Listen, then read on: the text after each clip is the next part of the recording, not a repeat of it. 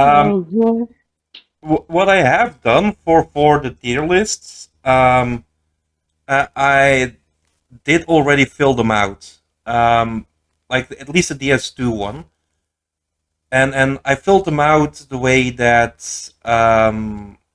Killah has asked me to fill them out. All S tier. Yeah, All, baby. they're all Saving a lot of Gyas. time. They're Everything in all. DS2 is Gyas. There we go. They're all perfect. Wow.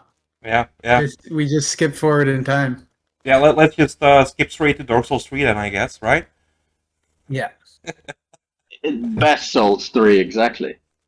That's Souls 3. Yeah, yeah, It's yeah. the best Dark Souls 3. It's the best one. The best 3. Well, at least The it's best not third Scholar.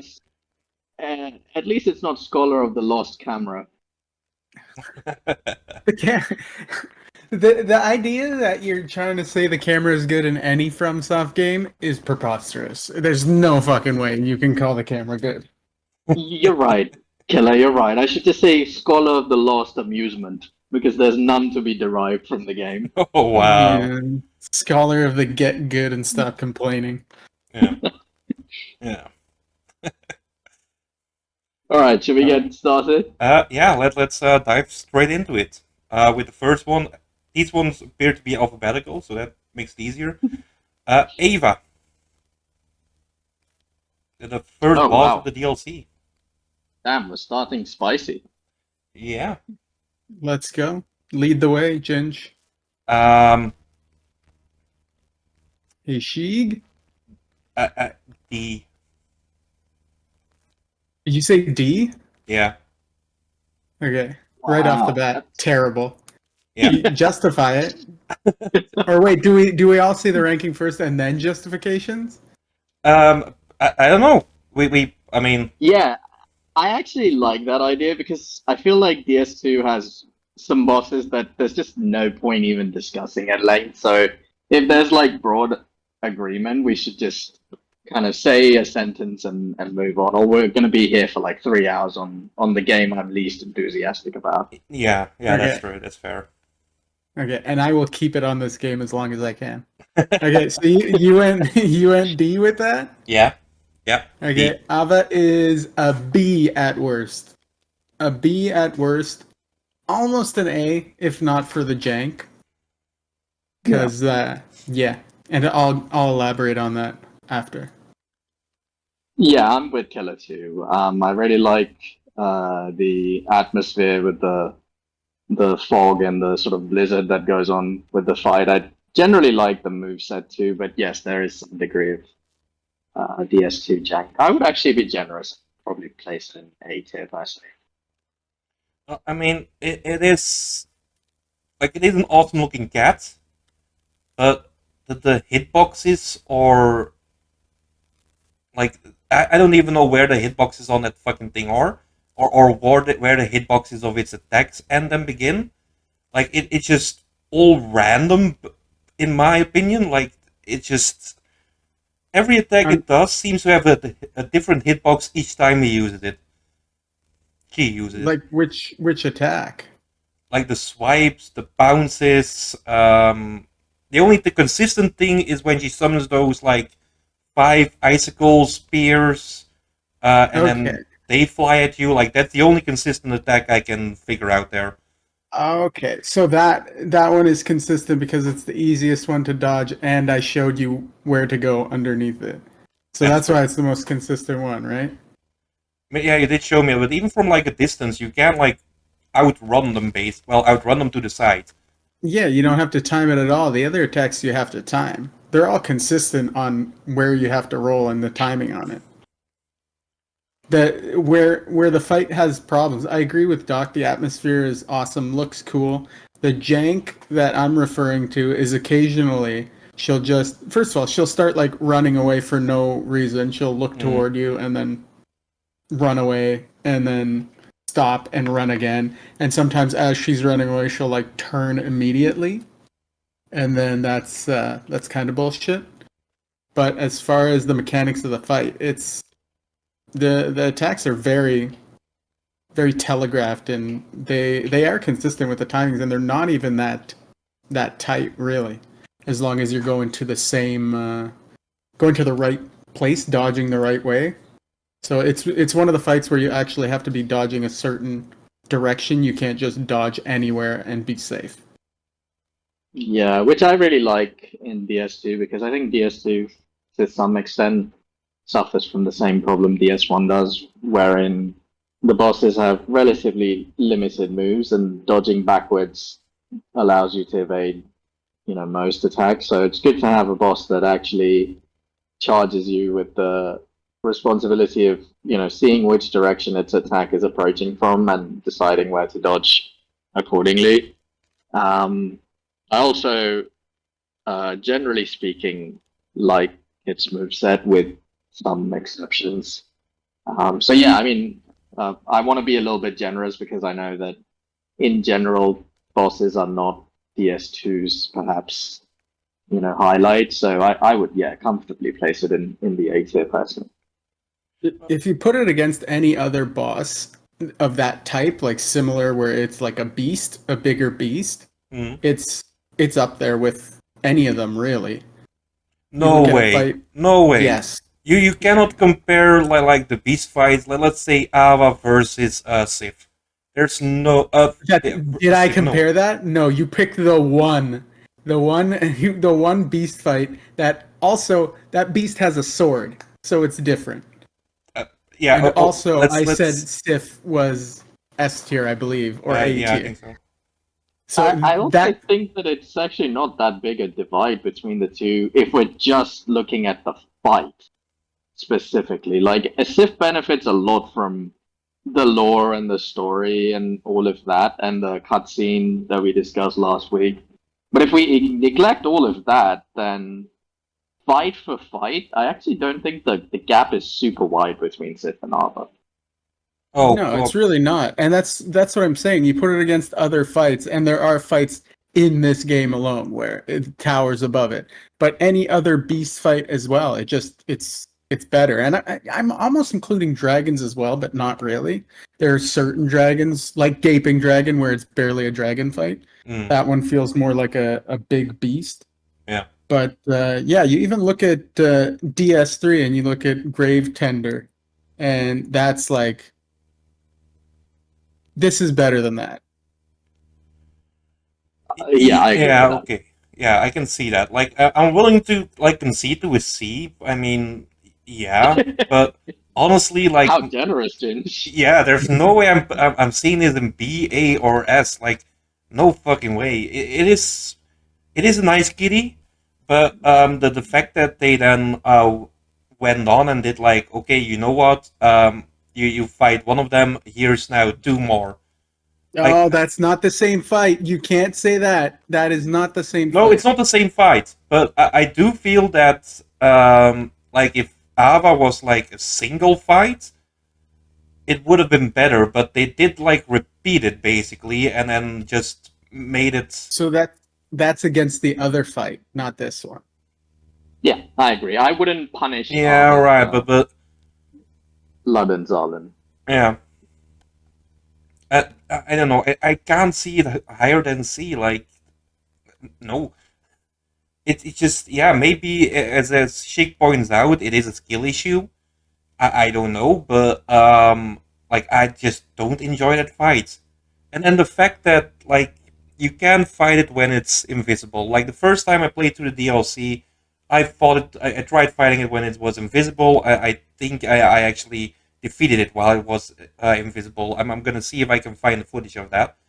But the fact that you have to like run through the entire DLC to get those eyes, then go back to the beginning, fight Ava, and then go through the entire DLC again, like that's a minus point for me too, because like I know we're not really counting like the runbacks or anything, but like the prerequisition in order to properly access the DLC is this fight, and you already have to have basically played through the entire DLC in order to get to the fight. So, It is kind of shitty that you have to get something outside the boss fight to be able to kill the boss, even though you can kill the boss. But the fact that you have to get it from outside the boss is bullshit and should bring the boss really far down. Like you can't put a boss like that in A tier or something like that. Fool's idol, fool's idol. But Ava, you can actually kill them. It just makes it more difficult. And the eye that you need to find to kill it is a long progression of the level, not hidden somewhere up top in a corner. Yeah, that's fair, absolutely. Like you do get it through normal progression of the DLC. Um, like it's not hidden or anything. Like sure, but like the whole running around there just to do it all over again, it's just yeah, I don't know. And then you bring up the Fool's Idol thing, but like at least with Fool's Idol, it's like right above the boss. And then with Ava, you have to run through the entire level, defeat him, and then run through the level again. You don't have to run through the level again. It's at the beginning of the level. You have a bonfire right beside it. Wait. Besides the eyes? No. When you get the eye, so right after the eye, there's a bonfire. And then Ava is right by the first bonfire you get when you go into that portion, like that DLC. Yeah, but don't you need to then run the first Through the section door and again? left. That's it. Yeah, but don't you have to run the first section again just to get like the knights? What do you mean? No, the knights are for the Yeah, but I mean like Ivory King. once you run through, you get the eyes, you get back to the boss, you kill the boss, you run through that entire section that you've already done again. Oh, that's the level. Yeah, and that's the level. That's not the boss. Oh no, but Ava compiles into that. Like if I mean, I have to say though, I'm not sure why the boss should be punished for that. That's just poor, game design. If indeed, that is the case, which I think you're being a little bit uncharitable with describing it, but we're discussing the merits of the boss and the fact that you have to traverse through a portion that you've already traversed through after the boss shouldn't be something we slide the boss with, in my opinion. No, but I do feel that it's one of those things that's a DS2 kind of situation. But that's like a level thing, and also for running back through, if anything, that would be against Burnt Ivory King. Yes. Because what you're talking about is going back through and getting the knights, which is already after that section. Yeah. So the only thing that you're talking about having to run through again is, first of all, you don't have to run through the whole thing, but that would be to get to Frigid Outskirts. The only reason you need to run through there again is to get the key so that you can get into the expulsion chamber. So that's not even, if you're getting the knights, it's just regular progression through. You don't have to run through another area that you've been through.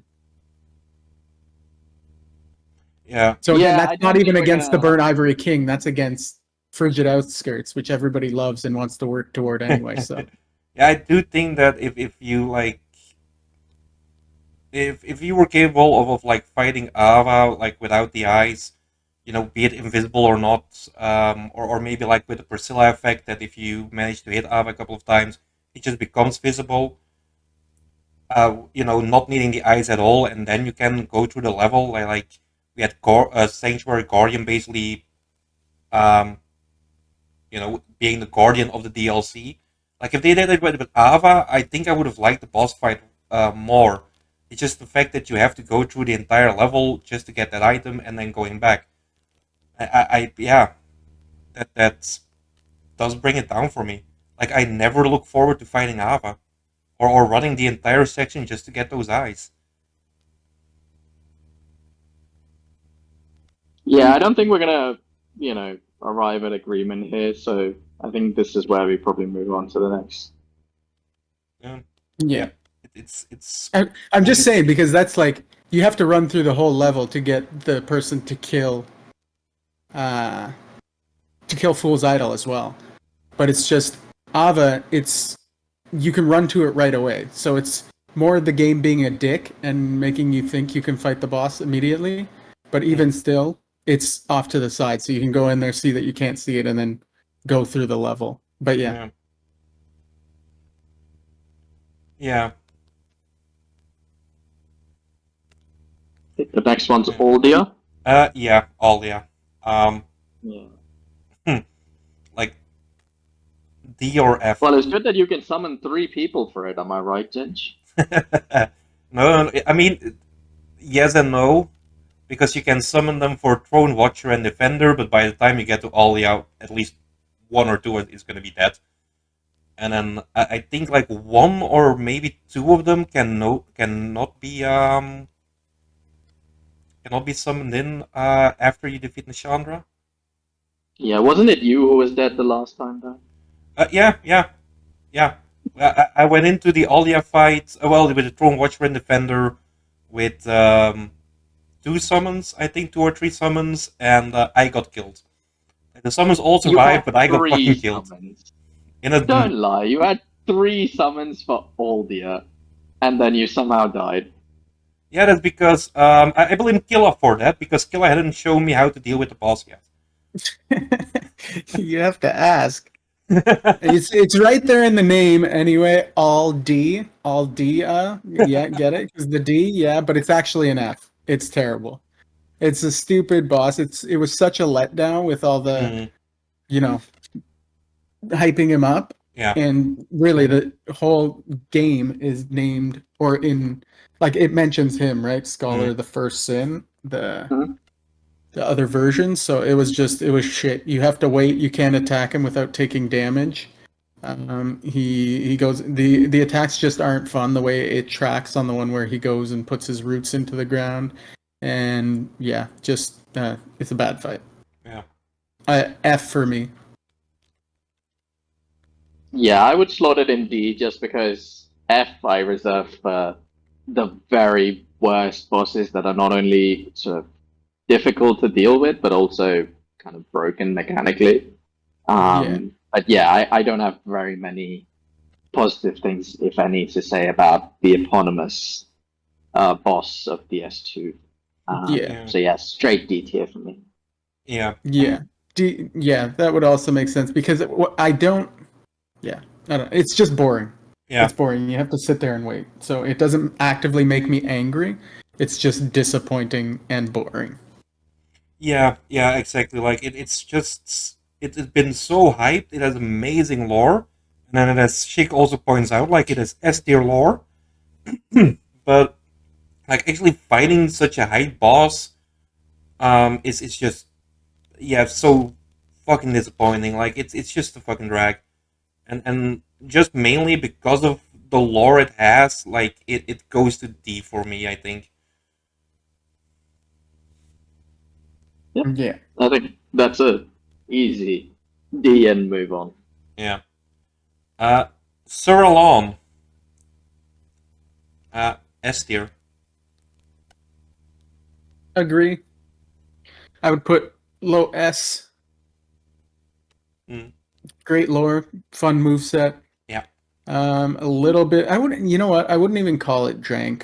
So like a solid S. There's just a few things, and this is a big DS2 problem. But just you'll see clips of it where like he goes to do the stab, and then you'll be to the side and get impaled. But I don't mind that stuff too much. It looks funny, and also the attack does technically hit you. It's just most of the time it'll hit you in like the foot or the arm, so it'll look dumb when you get impaled on it. But all his moves have a pretty good tell. There's a certain one that's almost too quick to react to, but that's more when you get pretty far out of position. But yeah, fun moveset and great lore, great arena, and the most polished floors ever. True. Doc? I would probably have it in the A tier because, like Sheep, I really struggle to look past that absolutely horrendous run back that I think Yeah. has to be in the top 5 worst runbacks From has ever subjected a player to. Yeah. I also, and this is a relatively minor complaint, but I also think that the speed of his movements, when juxtaposed with the speed of our heals, makes the fight sometimes feel a little bit unfair. But that might also, be something that through repetition you can overcome comfortably. But I'm a casual player and I want to provide the sort of casual point of view. I don't fight these bosses, dozens of times to improve, my healing windows or whatever. So yeah, for those reasons, I would probably have it in the A or A plus sort of bracket. But that run back, I cannot say enough about how despicable it is. And I imagine on subsequent playthroughs for a lot of casuals like myself, it's almost, a deal breaker in terms of even attempting the boss on certain attempts, on certain playthroughs. Yeah, yeah, I can definitely see that. Like the run back is just like even getting to the armor stands that grabs you into the memory. Even that run is just so fucking annoying. Purely by that those all those invading red brawlers. And then you go into the memory and you have that awful run into the boss.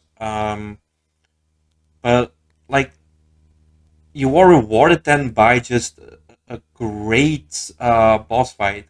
And then in DS2, let's be honest, like if there's one great boss in there, we're clapping our hands in joy.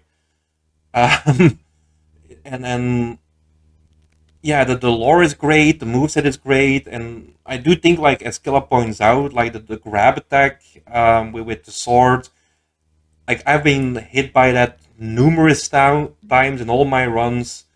Um, it is bullshit. Like yeah, but you might be getting hit there in the foot, but I don't think that's always the case. I think the hitbox there is just way too wide. Um, but yeah, Yeah, I think yeah, she sort of is really on the money here because for me, I take your point about it being an excellent boss and there being not too many of those in DS2, but as a casual player, for me, after braving through a game full of unpleasant sort of running sections and runbacks, I'm already at the sort of edge when it comes to tolerance for mm, more BS by the time I get to Sirlon. Uh, Particularly in that DLC, which I think is the hardest of the 3 DLCs and full of some really kind of nasty run back situations. So for me, yeah, having to deal with all of that just to get to the boss each time really sours the experience. Perhaps more so than Killah and you, who, I mean, Ginge, you're a bit of a completionist. You like to, make sure you've ticked all of the boxes in the game, and Killah, obviously, the hitless runner. So yeah, for me, just playing the game for fun, that really kind of sours my mood every time I have to negotiate with mm, those obstacles. Yeah, that's fair. I'm kind of not including the runbacks in these. DS2 is, well, it's not all of them, but yeah, definitely yeah, the DLCs have some pretty brutal runbacks. yeah, yeah. Um, but like Sheik has the answer. Just run back and clear it 12 times, and you won't be as bad about the run back anymore. It's a lot of fun. Yeah, absolutely. So yeah, I'm putting him up into S tier. Uh, Executioner's Chariot. Oh god. I mean, the design of that boss, like when it's still a chariot, is fucking amazing. Like I love his fucking design. In chariot form, like not as a little loose horse. They could have done so much more with that, and they made it an absolute stinker of a fight. D tier. Yeah, it's a gimmick fight. The gimmick is I don't know. I don't like having to run through sections. It makes it pretty obvious where you're supposed to run and pretty obvious that you're supposed to kill the necromancers. Um, that being said, it's still annoying. I don't know. I'd put it high D because it's cool when you drop that gate and then it just fucking crashes into it. Mhm. That's a pretty cool thing. The first time I played it and that happened, I thought it was cool. But yeah, the killing the necromancers and having to kill all the skeletons while it's going around, that's a little bit annoying. Yeah. Yeah, same from my perspective. I generally tend to be a little bit generous with fights that try something new because I appreciate the effort to, uh, go where games perhaps have not gone before, boss fights haven't gone before. But I am not a big fan of having to deal with the skeletons um, as you kind of navigate through the arena. I know that you can, kill the necromancers, but the fact that they respawn every time you have to return to the boss fight, sort of annoys me. And again, I absolutely have to comment on the run back. And I think it's very important to comment on it because unlike Sirlon, which, is a hard fight, but perhaps a more intuitive one, and I can see a case for people saying, they may potentially first try it if they're very good at the game. With Executioner's Chariot, it's very possible that you actually don't understand the gimmick on the first go, and so you end up having to repeat the boss. You may even have to repeat it a couple of times to figure it out. And every time you have to do that, you have to navigate through the worst run back in the base game, outside of maybe Smelt the Demon. Yeah. So yeah, that really pisses me off. And then the last piece I'd say is the grand reward for beating this boss is dialogue with an NPC and a couple of items I think that you get. Yeah. Covenant So of Blood. yeah, so you don't get access to a new area, no particularly interesting weapons or anything. It's just sort of a throwaway fight in the corner, and yet it subjects you to, remarkable misery. Um, I need to actually go visit the VODs from when I played DS2 on YouTube, but I'm pretty sure I howled and yelled for like 45 minutes while dealing with that section when I did play it. So yeah, just very unpleasant memories. It's a flat D for me. Yeah. I want to pick up on something that Killah said earlier. About like it being kind of obvious that you had to kill the necromancers. Like, do you think that's obvious for like a first time player there? Like, how many goes would a first time player have before you get like I think 3 or 4 skeletons before you find the first necromancer? I think like most first time players are gonna be either killed by the chariot or by the skeletons before they actually figure out, oh look, there's a necromancer there. Well, the necromancer is only like two nooks in, and the chariot is gonna knock those skeletons down, and they're gonna be down for a bit. So while you're trying to look for somewhere to hide, um, because after the first try, you're gonna know, oh shit, I have to get out of the way. So the nooks are fairly obvious, and the first one is like 2 sections down. So even without knowing that it's a necromancer doing that, you're gonna end up killing it, right? Because you're gonna want to get Yeah. in there, and they're pretty weak. They're pretty much a non-factor. Oh yeah, the necromancers. Yeah. Yeah. The thing about the skeletons that I just remembered, like the thing that bugs me about the skeletons is that it doesn't take one pass of the chariot to kill them. Yeah, that is annoying. They don't even die in 2 passes. Yeah, yeah, that's kind of like So for like how much damage the chariot does to you, yeah, it should you would figure it should kill the skeletons. yeah, absolutely. Yeah, and I think Sheep actually brings up another point that I should mention that there's also, for some reason, a phantom outside the arena. So if you decide that you're done with the whipping boys and you want to actually get to the boss, then the phantom with the greatsword is waiting there for you to kind of double end you at the end. So Doesn't even matter. I find that. Sorry. Doesn't even matter. And in most Yeah. cases, the whip boys are actually faster in killing you Yeah. when you enter the fog gate than the NPC. Yeah, but he just provides a further sort of roadblock for you, Yeah. and I think that's incredibly. And I want to be very generous here and say unfortunate placement, but it was actually probably very intentional. Mm.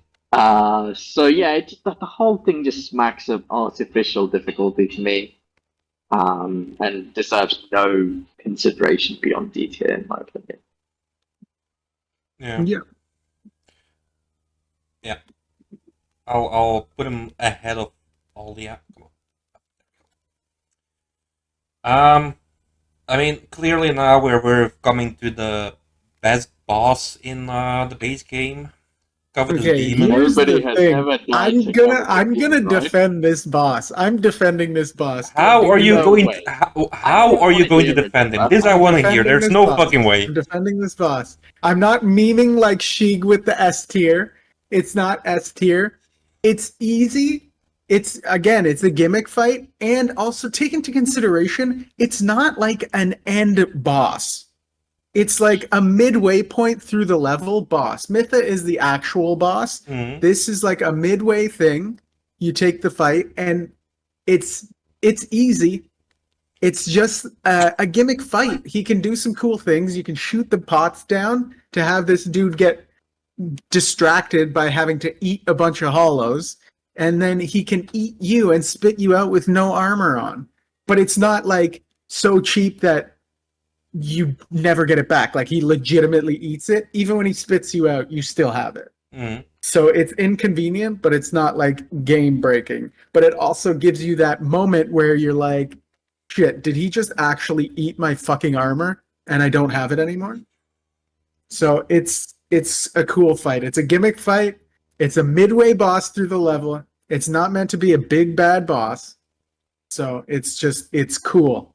The run back is actually easy enough, I think. Yeah, but like, I like the Wait, The you gimmick- didn't give your tier Actually, though, it's still pretty Killah. long. Oh, the tier is like a C, oh yeah, Okay. Doc? almost a B. Uh, I might even Oh, B it fuck for off, just how Killah. funny it Fuck is. off. No way you're putting that Yeah. in the B tier. Yeah, Yeah, I B said tier. C, but I'm just saying. Yeah, I can't get to B tier, but I'm fine with C because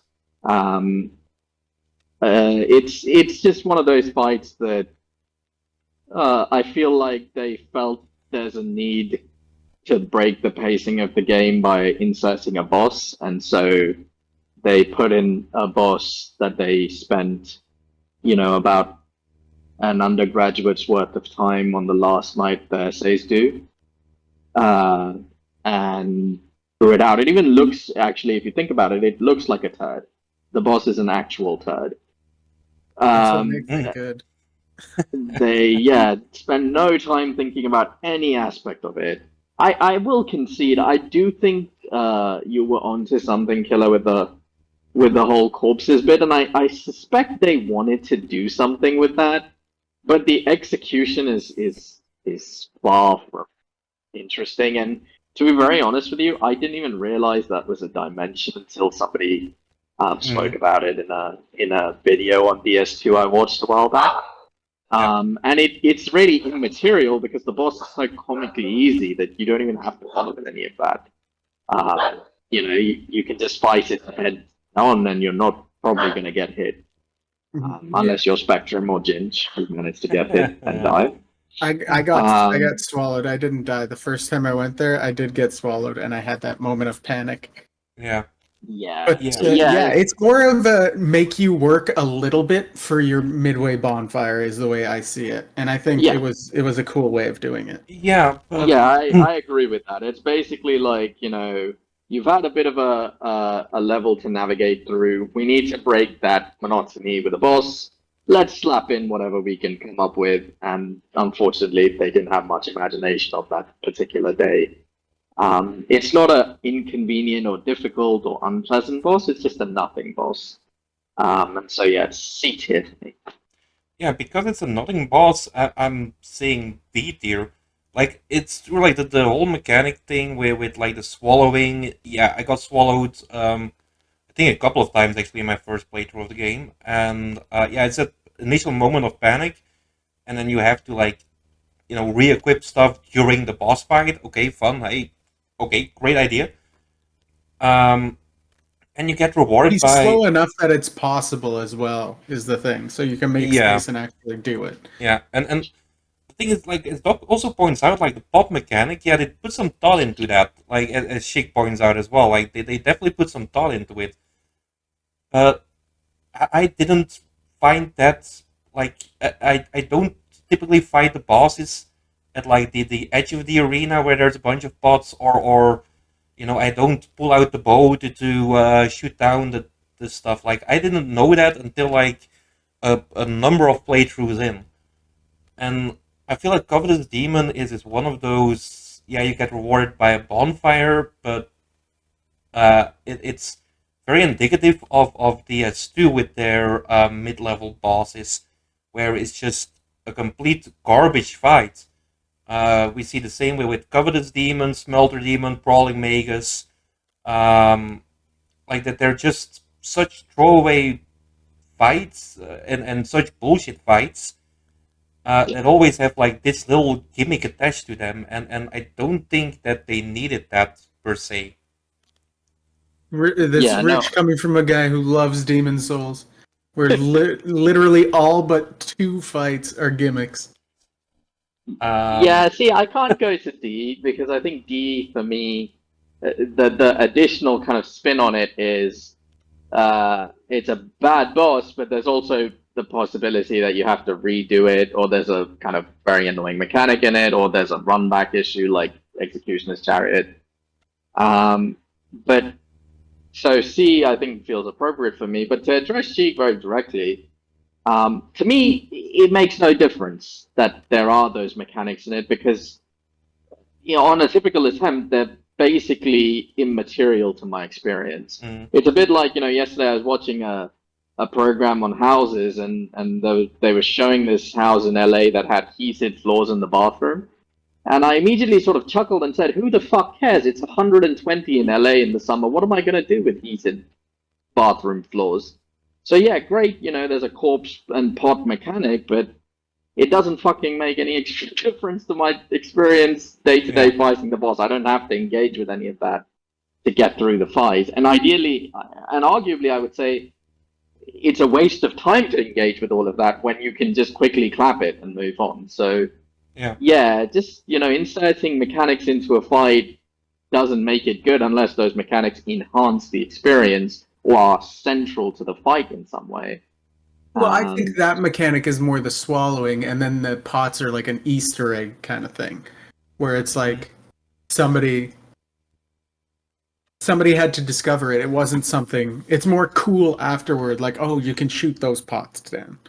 I think the main gimmick is the swallowing. Yeah. Okay. But yeah, and I think as far as it's a nothing fight, but it's kind of cool, which is why I entertain a B. Because an A and higher is all stuff where I look forward to doing it again. I wouldn't look forward to doing this fight, but it was kind of cool the first time I did it. Yeah, even with the Easter egg thing, Killah, and I can see that's probably, I think, what they intended. I don't think that they think the, for want of a better term, canonical way to fight the boss is the pots. It's more like a cool thing for repeat players. But my sort of counter argument to that would be, coming from a casual player perspective, that I would look for that if I found the boss interesting enough to bother to spend the time looking for an alternative strategy to defeat. But the fact that the boss is innately boring and very easy to clap incentivizes me to just get through the fight the way I know without really bothering with these new and unique ways of killing it.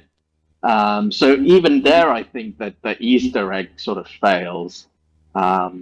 So yeah, for me, yeah, it's a comfortable like mid-seater. And I want to point out, like, we have Spectrum in chat, and then Spectrum, as like some people may or may not know, is like also a Souls veteran. He's done a number of challenge runs, and he didn't know about the pot thing. Like the pot thing, like you can shoot the pots in the arena Spectrum in order to like release a little mob that kind of distracts the boss. Like it's is that much of an Easter egg that like even veterans players don't know about it. That's what an Easter egg is, though. I Yeah, also didn't know about it until like I hit list the game and I didn't know about that. yeah, Mainly because that wasn't part of it, but yeah. yeah.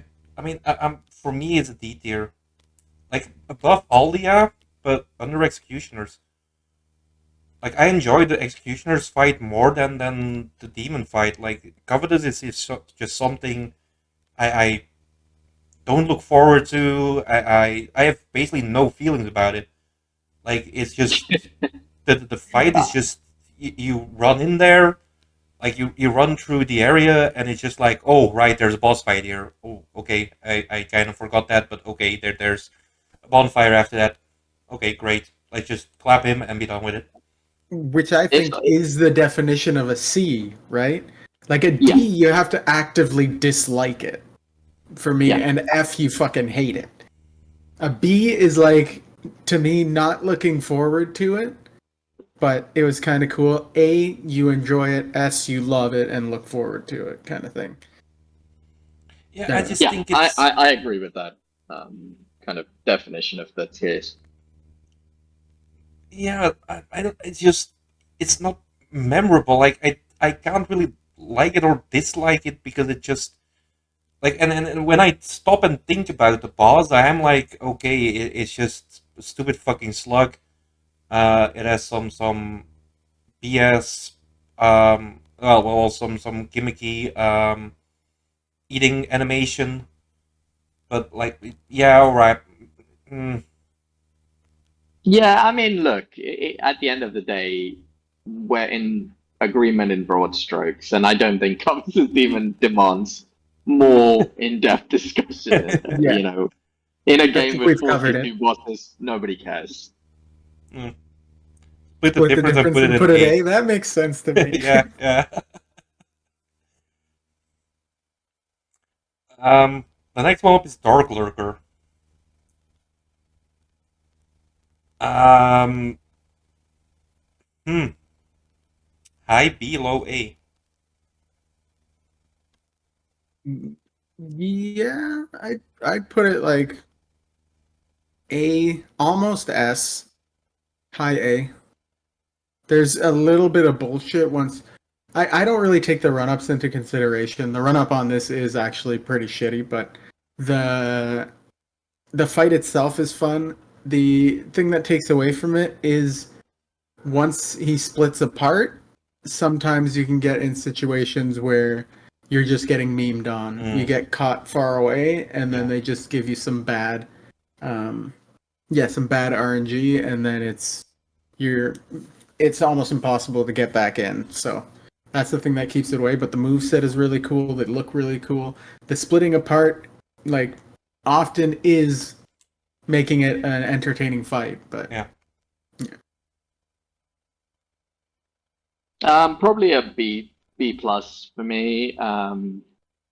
I do think visually it's a very cool boss, and unlike a lot of people, actually kind of like the. It's a bit of a chore, but I do kind of like the way you access the boss because it sort of creates an aura around it that is fitting for what I consider to be the hardest boss in the base game.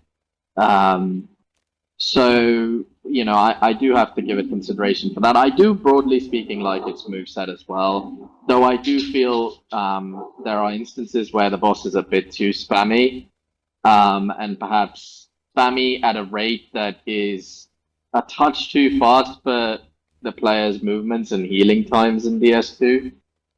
Um, Outside of that, again, I know Killah is discounting run backs, which I think, by the way, is a little bit unfair from Killah because I know he counted those with DES last week and DS1. Yeah, Killah. I think there's a But little bit of I still ended up putting bosses in S tier when they That's wouldn't true. be S tier because of the yeah, run no, back. but I just want to flag that as a discrepancy I see between the 2 weeks. Yeah. And a convenient one of that, given the DS2 is one of your favorites. Yeah. I Well, think it's the run because back I is admit that a lot of the run backs are grueling, to put it yeah. nicely. Yeah, I think the run back is awful. And look, I mean, I'm on this pod for the casual perspective. I'm the guy who plays these games, maybe 1, 2, 3 times. And for me, having a despicable run back really hampers my experience and enjoyability. And so I have to kind of weigh that in as well. But yeah, I wouldn't put it any lower than B plus personally. And let's take a time out to say hello, Glenn. Hey, Glenn. Hello. Yeah, I wanted to touch on that with like the unlocking of the boss. Like it's crappy areas to unlock him, but I love the way you unlock him. Like it's just like, okay, you have to find those the three portals basically in order to get to him. You have to go through that entire section. I mean, the sections themselves, or I mean, they fucking suck in my opinion. But I love like the whole build up to him, and like just the fact that you have to do a quest line in order to find this like one hidden boss. Um, Whereas most of the other bosses in the base game, at least, are, well, maybe except for Velstad, for Vendrick, sorry, for Vendrick, or like quite easily accessible. Like the whole build up, the whole run up to Dark Lurker is just amazing, and the fight itself, yeah, there's like some bullshit in there, um, with splitting, and if you're not careful, especially if they do the whole fireball thing, like they can do that. They can both can store their attack like 1 or 2 seconds apart from each other, when you're just like guaranteed to get hit by at least one of them. And then that's kind of bullshitty. But like I think the boss is formatted there as like working as two separate entities. Like not that they're really working together, but they just kind of copy the boss and the moveset and don't really let them interact with each other. So you are fighting two very distinct. Well, you're fighting the same boss, but who is doing distinctly different things depending on where you are in the arena. And yeah, I love the fight itself. Where are we thinking of sourcing it then, Ginge? It's going into A tier. Um, and that brings us to the next one, being Old Dragon Slayer, our good friend Ornstein. I really don't like this. Okay, so this is a tough one for me because I don't actually think the boss is bad. I think the fight is reasonably enjoyable, maybe even in the upper tiers for DS2's bosses. What I don't enjoy are two things. One is why Ornstein is there. I know there's going to be some lore copium for this, but I'm sorry. I just think it's kind of cheap and one of those classic FromSoft pandas to DS1 that they keep on, including for some godforsaken reason. So I think it's a really unfortunate homage to an iconic boss. I don't like relatedly that it basically leads to nothing. It's just like a throwaway fight in the corner by Yeah. tower. And then the other thing that I really dislike, and I challenge anyone to try and change my mind on this, is how to get to the boss. I vehemently disapprove of those Hyde Knights who are lightning quick, very spammy, and quite aggressive. And I also despise the fact that there is a dragon that can be aggroed from a very lengthy distance, and he fires fire at you from that very lengthy distance, right outside the lever, or right beside the lever that you need to pull to access the boss. So, when you factor all of those things together, I mean, I want to be a little bit charitable. I'd say B minus. But if someone said C, I would be, perfectly amenable to that as well. So for me, this is a D at best. So it's not like the yeah, so the lore with it, I don't give a shit. They put it in for fan service, and I think it suffers more from them doing it again in DS3 and bringing him back. So I think I don't fault them that much for doing it as fan service for the second one, because I don't think they intended there to even be a third. I don't know. But I think it suffers from it also happening in the third one. This was just like oh yeah, cool, he was in the first game. But my bigger problem with it is something that Doc pointed out. It leads to nothing, and the run up is terrible. But also, the fight isn't good. Like, it's not a good fight. He has actual bad hitboxes. He has hyper armor on certain attacks, which is fine. That happens with bosses. But mostly, it's the bad hitboxes. And there's one where he has the AoE. It legitimately disappears, and then if you run forward, you get hit by nothing. Yeah. So it's really dumb. His movement is, I think it's worse than actual Ornstein. And I don't like this fight. The best part about it is when you go, oh hey, he's from the other game, and I didn't even get that because this was the first one I played. Yeah. Right. Yeah. Yeah. I think I agree with everything that's been said here. I did have that moment though where you walk into the arena and it's like, oh my god, it's fucking Ornstein. It being like from the series from the very beginning, from Demon Souls, and with Ornstein being such an iconic boss, and then you walk in there and it's like, oh my god, it's fucking Ornstein again. Okay, he's called Old Dragon Slayer. That kind of makes sense. And then you have this fight that is just utter crap. Like, I think if they gave him like the moveset of Mega Ornstein, I think it would have been a much better fight. If it had the moveset of Mega Ornstein, I would have put it into B tier. But it just doesn't, and it has bullshit moves. And as you guys pointed out, the run up is horrible. It leads nowhere. And correct me if I'm wrong here, but don't you actually need to beat the dragon in front of it in order for the lever to appear? Yeah. Yeah. I mean, and they did that, like, that's the only section in the entirety, I think, of all of the Souls games, where you actually have to, like, you have to beat this enemy in order for the lever to appear. And I'm not sure. Yeah, I'm not 100% on that, but like there's 3 levers in that area, and all 3 is like, okay, you gotta beat this one enemy in order to, get those levers up. Like, I think both me and Killah, we never use the first 2 levers because we make the next boss there fall off the cliff. But yeah, as a casual player, I think it's such fucking bullshit. It's also. Sorry, go ahead, Killah. Oh yeah, just quickly, like a big thing for me is like Ornstein on his own is a very easy fight.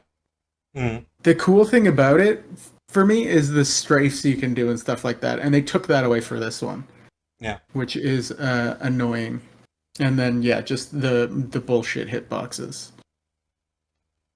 Yeah, I just wanted to say really quickly, and I mean, I'm not weighing this against the boss. To be honest, I was the most generous of the three of us in terms of my racing. But I just think that having watched a number of first playthroughs of DS2, that boss and that portion is one of the chief points or junctions in the game I've seen where first time playthrough players end up despising DS2 or dropping the game entirely. Mm. And I think that's just really unfortunate. I try to offer, kind of redeeming points, but the truth is that that boss is in some ways DS2 in microcosm, the entire kind of experience surrounding that boss.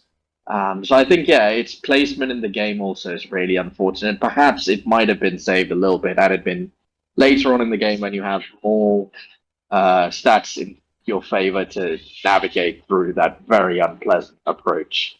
So yeah, I mean, maybe I'm actually being too charitable. Maybe I should actually go with a C plus or a C. I mean, for me, it's D tier, by the way.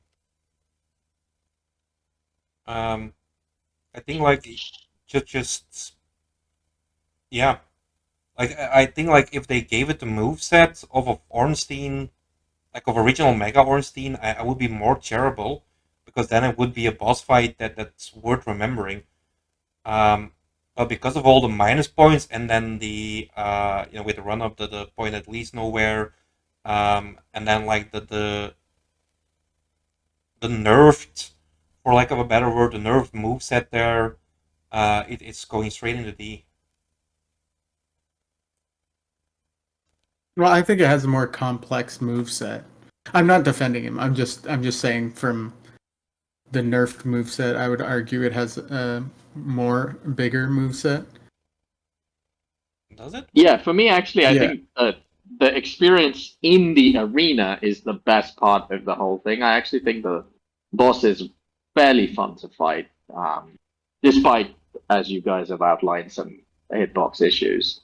It's everything around it and the fact that it is unfortunately an Ornstein copycat that weighs heavy on my mind. But I think we can probably move on. I think I just want to say like the you guys said like the best part of that is like inside of the arena. The best part for me is finally getting to the dragon and kicking his ass. Like the best part of that fight doesn't even happen into the fight. Anyway, next up, Ancient Dragon. Oh wow, Doc. Guys, oh my god. To be very honest with you, my heart says F tier. So I'm But easy F on that. yeah, but I also want to adhere to my criteria, which is that F is for broken bosses that are also difficult or somehow, a bit of a roadblock.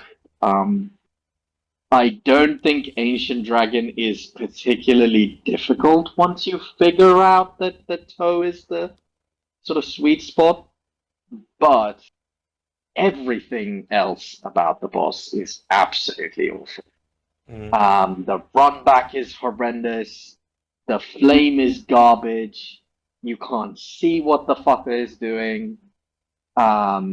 It's just it's such a truly awful fight. I guess the only redeeming features are it drops a heck of a lot of souls when you kill it, and it gives you a giant soul that mitigates the damage you sustain from Vendrick.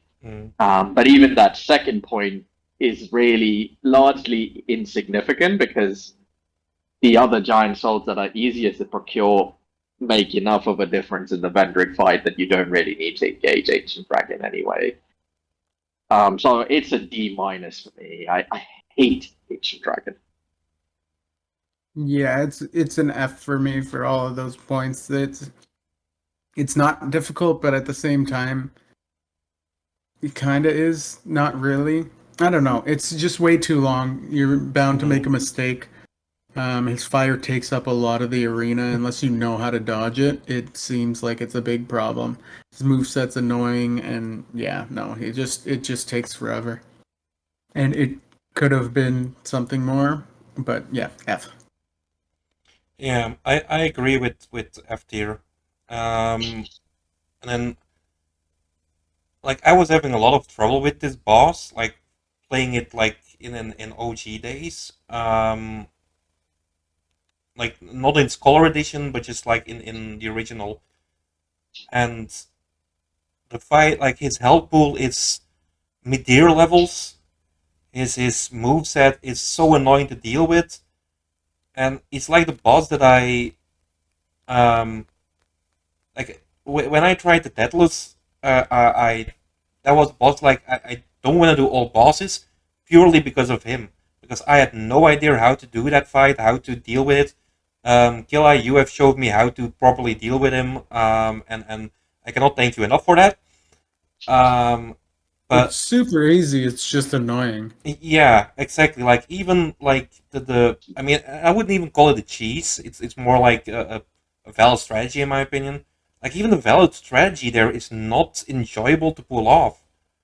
It's It's basically giving him a fucking pedicure. yeah, exactly. A deep clean between the nails, getting all the cheese out. Uh I mean yeah, it's just not a great fight. It's not a fun fight. The run up again is yeah, I mean we can say the same for any boss in this in the S2 I think, but the run up is horrendous. Um but yeah, fucking F tier. Um Hang on, because Spectrum has a very different take here. The Ancient This is Dragon? Chat GPT. I just commented Oh, that. The chat GPT abuse from Spectre. yeah, okay. Yeah. And then welcome in Mary. Chat GPT, tell me why this fight is the best fight. Hang on, hang on, hang on. Um, as we are doing that, ChatGPT. Okay, let's see actually what ChatGPT. I think that's exactly what just happened. Spectrum asked them to tell why it was a good fight. I'm just curious if that is truly like. What do you think about the ancient dragon fight in DS2? Hey, Mary, welcome in. Wow, that's a lot of. How is high damage output a pro? I mean, All right, guys, we have it. even not bad. ChatGPT couldn't find reasons. It literally says mixed reception and frustration. Yeah, staying It is mobile. memorable. Yeah, I mean, staying mobile Yeah. doesn't really help. You basically stand still between its toes. Yeah, just straight up tier moving right on. I don't think it was praising it. I think it was just pointing stuff out. Yeah, yeah. It just wrote a book report on Yeah. Ancient Yeah, Dragon. Uh, Dragon Rider. I mean, this is the original one in the tower section. I mean, it's wait. I think only Doc is the person who actually fought it straight up. Like me and Killa, I know we both just let it fall off the edge of the arena. So, No, the first time I fought it straight up. Honestly, I'm gonna say this. I think it's like a high B, even an A for an opening boss. It's fine. You can cheese it, and then it's not even a fight. But I'm not gonna take that into consideration. It's just his moveset is fair. He's fairly difficult, and yeah, you can fight him early on. I think it's fine. He looks cool. So for me, again, this is a tricky one. If I played DS2 as I think the second to last of the 7 FromSoft games. The last one I played was Sekiro. So when I got to Dragon Rider, coming from some of the more recent titles, the moveset was fairly underwhelming to me. It's essentially a stay to the side and attack the behind kind of strategy that works pretty darn well. But I'm not gonna level that against the boss because I do think it's a little bit unfair to use contemporary standards on all the games. So yeah, I think I'm with Killah. It's a reasonably entertaining boss. The arena I'm not a huge fan of. I think it's a touch too small for how large the boss is, and the fact that he has a bit of a dashing or sort of darting attack as well. That if you are in an unfortunate position to dodge from, you can sort of jump off the arena and die instantly. I don't like that there is a reasonably kind of long run back, though you can avoid the enemies with relative ease. But having said all that, I think a B plus is probably fair. Not a bad boss, but not particularly special either. All right, Mary, have a nice date. I think it's a Bye, date. Mary. An One A? one of your lady friends. You can have a date A with B lady plus for friends, me. Mary. Yeah. I would say C. Like that, there's nothing really memorable about about the boss. Like even as an opening boss, and I guess technically is one of like three possible opening bosses. Um, yeah, three possible opening bosses. He, he's not the weakest out of them. I think that goes to Old Dragon. Well, actually, they're all kind of crap. But yeah, there's nothing really memorable about the boss. It's just it's so easily cheesable. Like even if you miss the cheese, it's like, yeah, okay, we're just gonna circle to his right and just keep poking at him. Like that, it's barely a boss fight in any case. I think Yeah, that's just looking at it as a challenge run. I think a lot of people would end up with a bigger arena because on the way, it's the levers are pretty visible. I don't I know. In even my think first that playthrough, I was arenas. killing everything, so I did end up making the arena huge. Mm. But yeah, once you know, and we've talked about this before, once you know all these attacks, so many of these bosses are just walk this way, and then you're cool. Yeah, You can strafe everything. yeah, but do you think that making the arena bigger makes the fight easier or harder for first time Harder. players? Oh no, making the arena it's easier for sure. Yeah, It makes it more enjoyable. yeah, but it also makes it a lot easier to dodge. Like even if you fight it like straight up without um like opening the arena more, I find it more enjoyable with that smaller area because then the boss actually, if it does do something that you didn't expect, you're in danger of actually falling off, which you don't have with the big arena. It's a little bit extra spice to it. No, what I'm saying is because you're talking from a place where you know all the moves, people Mm, aren't gonna know to strafe. yeah.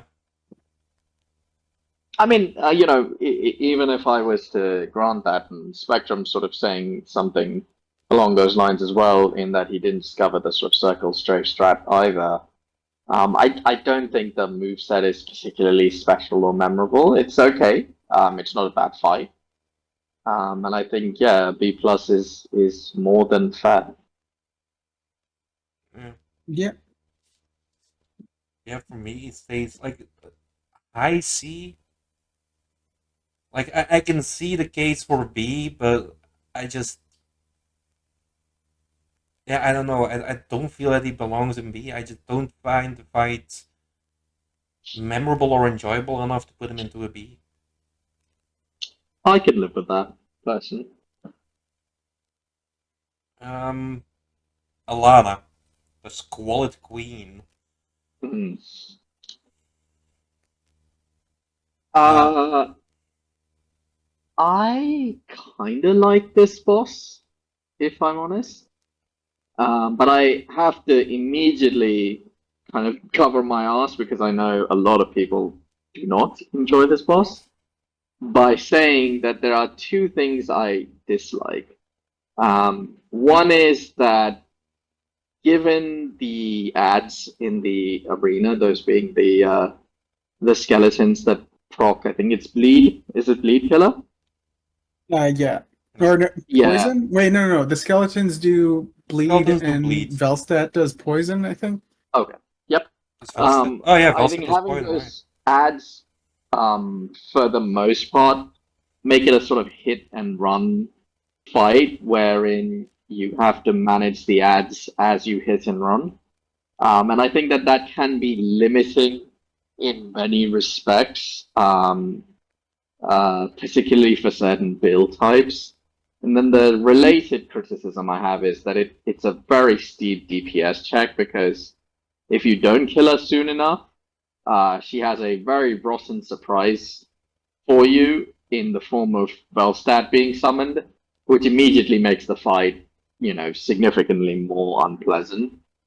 But for me, when I played the game, I benefited from immense DPS in the form of the Dragon Tooth, which is one of the sort of hardest hitting weapons in the game. And so I actually really liked that hit and run dance that I had to engage with to beat the boss. And I didn't have Velstadt even summoned. But accounting for the fact that Velstadt can be summoned and can make the boss much worse, I think I would put it in an A or an A minus personally.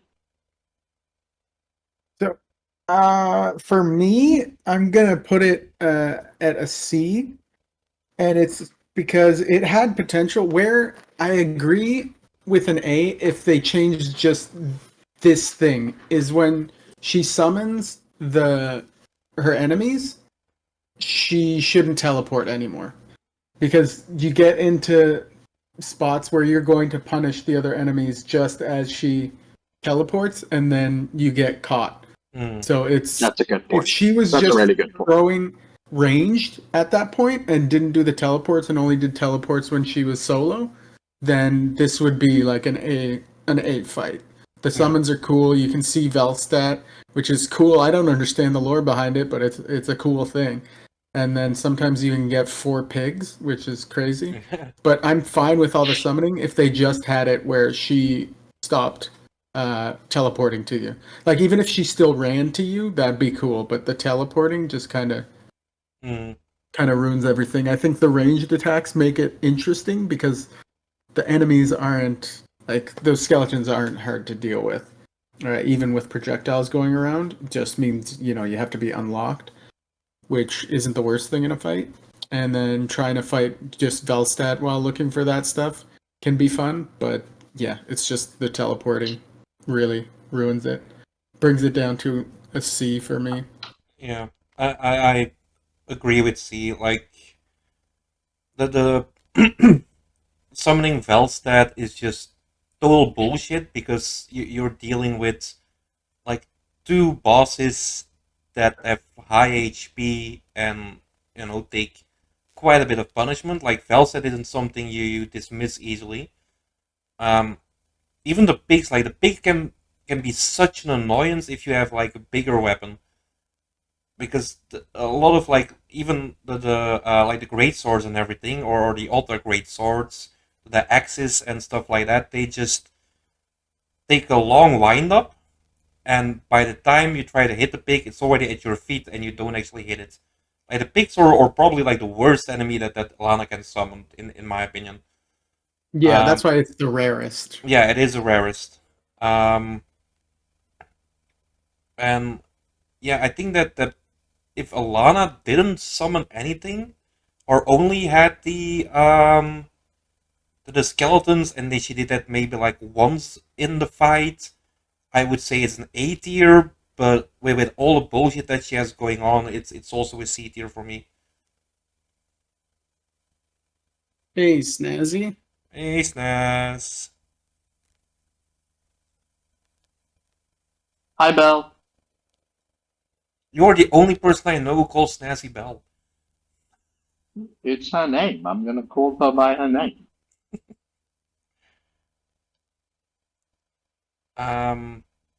Yuxir Freya. One of the end bosses, basically. Yeah, so I think this is again one of those bosses that the actual fight itself is, I guess, okay. Though I don't particularly like having to clear the baby spiders to engage with the boss the way I would like each time.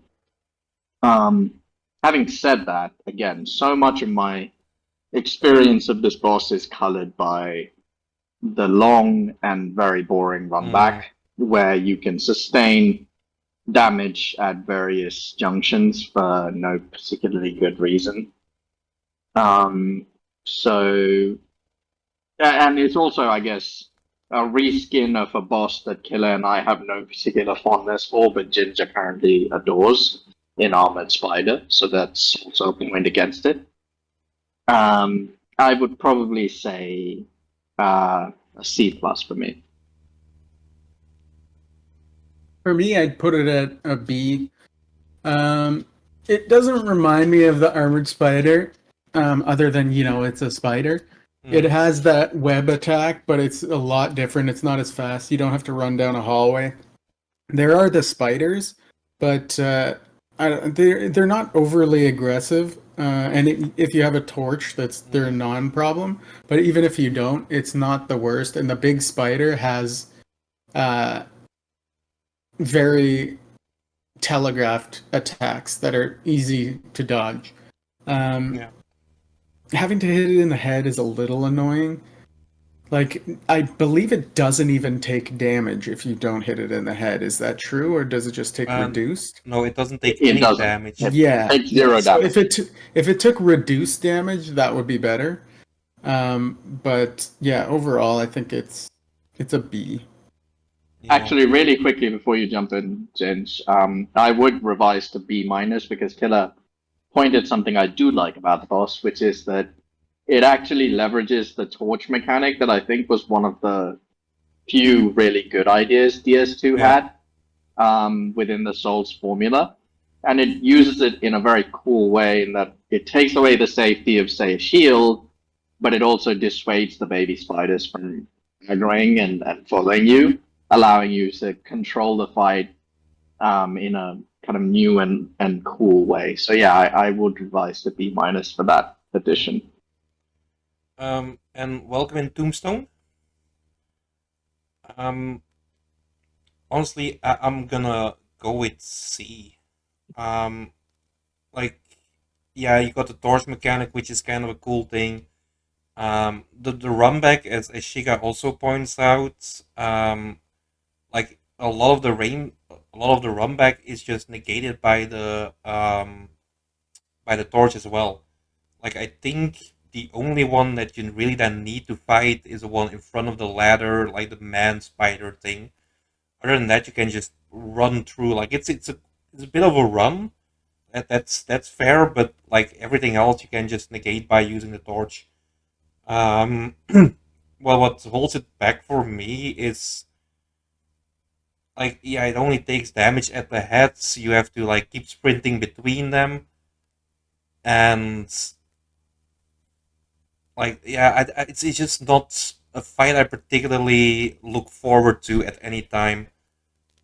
Um, it's just like out of the four, let me get that. Yeah, out of the four giant souls you need to get, or the Lord Souls, Great Souls, whatever they're called in DS2, I can't even remember.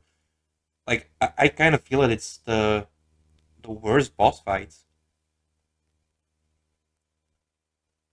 What I do like about it, I'll say, is if you do enough damage to one head, the head falls off, and you can kind of play soccer with it. So I don't like that. It looks cool, but then it makes the fight like significantly more difficult. Yeah, Or but I don't know. It just takes away one of the best punishes, and that may just be hitless speaking. But yeah, I actively avoid that just because it ruins it. But it is kind of cool. Yeah, I think it's a good thing that it makes the fight a bit harder, because otherwise it would be even more of a throwaway fight. like it's not a hard fight. If you come equipped with a torch. Yeah.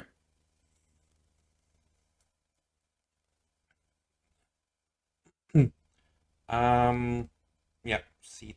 Oh, wait. Where did it go? Oh, over here. Okay. Wait, did I put something up? No. Okay. Never mind. Never mind. I thought I did something wrong. Um, next one up is Fume Knight. I think this might be a bit divisive. Easy S. No question. Easy S. S plus. Okay, Doc.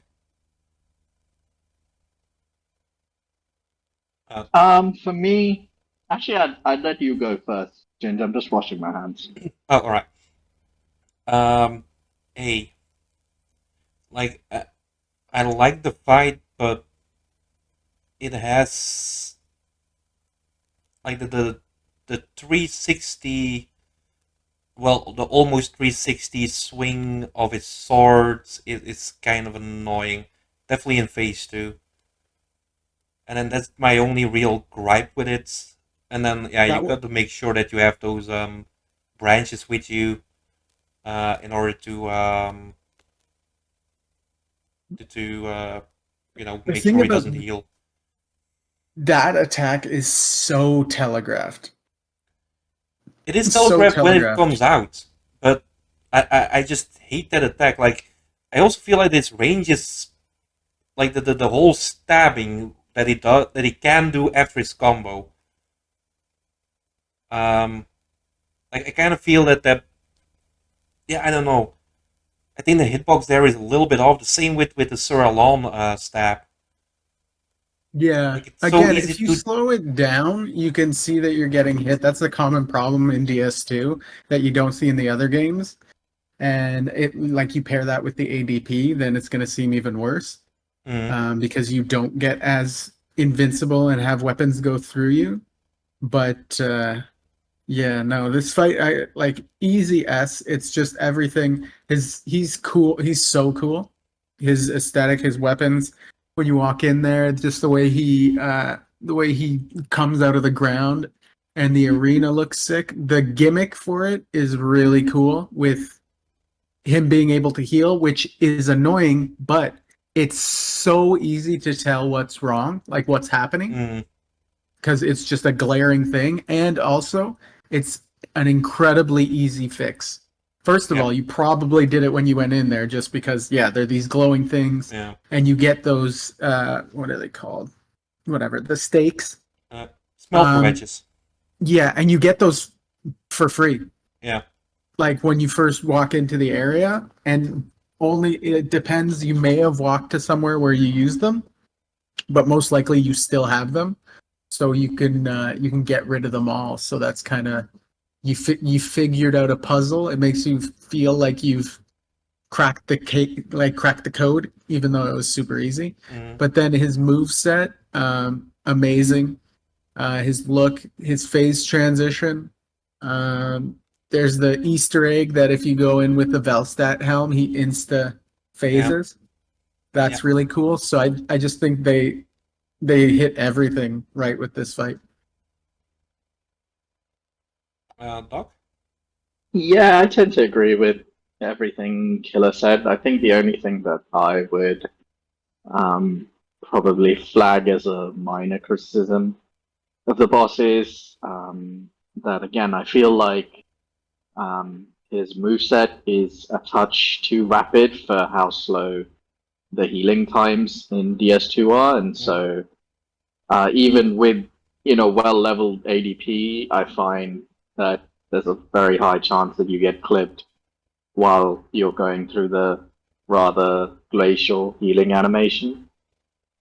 But that's a relatively minor criticism, especially when positioned next to the very many pros that I think Kill actually enumerated very accurately. So I would probably have it as an S or an S minus sort of situation. yeah. Like, yeah. I mean, I do enjoy the fights. Like that, they're just and as Killa points out, it's probably just like with if you like, as you say, like you slow it down and you see like, okay, indeed you do get hit there, but it's like you shouldn't need to do that in order to know whether or not you're gonna get hit. And that's just a problem that's prevalent throughout a lot of DS2, where the hitboxes are just like, okay, yeah, I guess he hit my little toe with that attack, so yeah, okay, I guess I take full damage of that, and and and it's I kind of feel it's more prevalent in the Fume Knight fights than in a lot of the other fights, and then yeah, that's why I have it into A instead of an S. It's also the penalty is steep, right? Because any hit from Fume Knight is going to take off Yeah, half your HP bar. yeah, Yeah. But anytime you get like, I don't know. Speaking from experience, you've rolled wrong. It doesn't. Sometimes it looks like you didn't get hit, but I don't know if it's just me for practicing it so much. I know when I've rolled wrong. yeah, Like the windows aren't overly punishing. There's that one attack where it's harder to dodge, where the one that Ginge is talking about, if you just try and roll through it, even though you can. But yeah, for all the attacks, if I got hit, I fucked up. yeah, yeah. I can see that. Yeah, I think we're in broad agreement on the boss. yeah. Like I would say like high A. It just that there's just some things there that just doesn't make me comfortable with saying it's an S tier. Um. All right. The next one up is Belfry Gargoyles. F. Yeah. All across the board. Honestly, yeah. I mean, I was gonna say D minus, but as I think about it, I think it actually does meet my criteria for an F tier boss because I mean, what can you say that is redeeming, right? There's basically nothing in the fight that saves it. So yeah, I think this is a quick F and we move on. Yeah. Yeah. The callback is kind of cool, and then everything gets fucked up. Yep. And the fact is just like, if you don't have the damage output, you're gonna have to deal with four of the fuckers at the same time. The callback too, Killer. It's a bit like let's say there's a Hollywood actor that you really like that passed away a few years ago, and they do a callback to him at the Oscars, but they only show clips from the shittiest Razzie-worthy movie he did. That's Yeah. what Belfry Gargoyles is. Right? Oh yeah, they That's- fucked it up. It's terrible. Yeah, that's a fucking great analogy. So yeah, there's just nothing good to say about it. It's a quick actor. Also, I know I don't count the run up in it, but those fucking dwarves are so annoying. I think they're called little people now, Killah.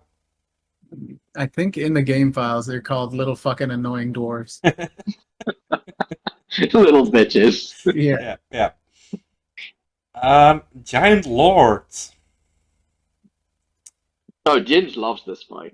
I farmed this fucker like crazy. Like Ginge has milked this boss like his very survivalist contingent on it. yeah. Like I usually like the first playthrough for me is like with magic. So when I got to Giant Lords, I saw like, oh, there's a spot here on top that I can stand on. Let's fucking stand on that. And I just started. I think I was using actually like the hexes because the hexes were great in DS2, and I just started doing like the dark orbs, and it just fucking melted him. And then even in like my very first playthrough, I farmed him up to like new game +3. With the bonfire aesthetics, because it's such an easy fight, and you get so many souls out of that. It breaks the game if you can farm up to +8. So for me, it's gonna go into out of pure gratitude S tier. No, D tier. Yeah, I was about to say. Ain't no way. Yeah, for me, I would have to go. Uh, like him alone would have a shot at an A, but I would have to put it B because I don't like doing the level once is fine, but it's annoying. It can be really annoying. The whole spectacle of it is really cool, but I don't know. I find the beginning of it really annoying. His fight is cool because, you fought him earlier, and that was cool to see him that way. I like the differences they gave to his attacks. The camera can get a little fucky if you're going to fight him straight up. Yeah. But yeah, they made it different enough that it was actually slightly more challenging. And yeah, the lore thing, that's cool. The Mm. souls, I never really farmed him. But yeah, I would put him B. I have him in C tier personally. I find it to be a very boring fight. I don't like the approach to the boss with the sort of war going on and the explosions occurring in your vicinity that can actually, do an immense amount of damage if you don't time your run appropriately.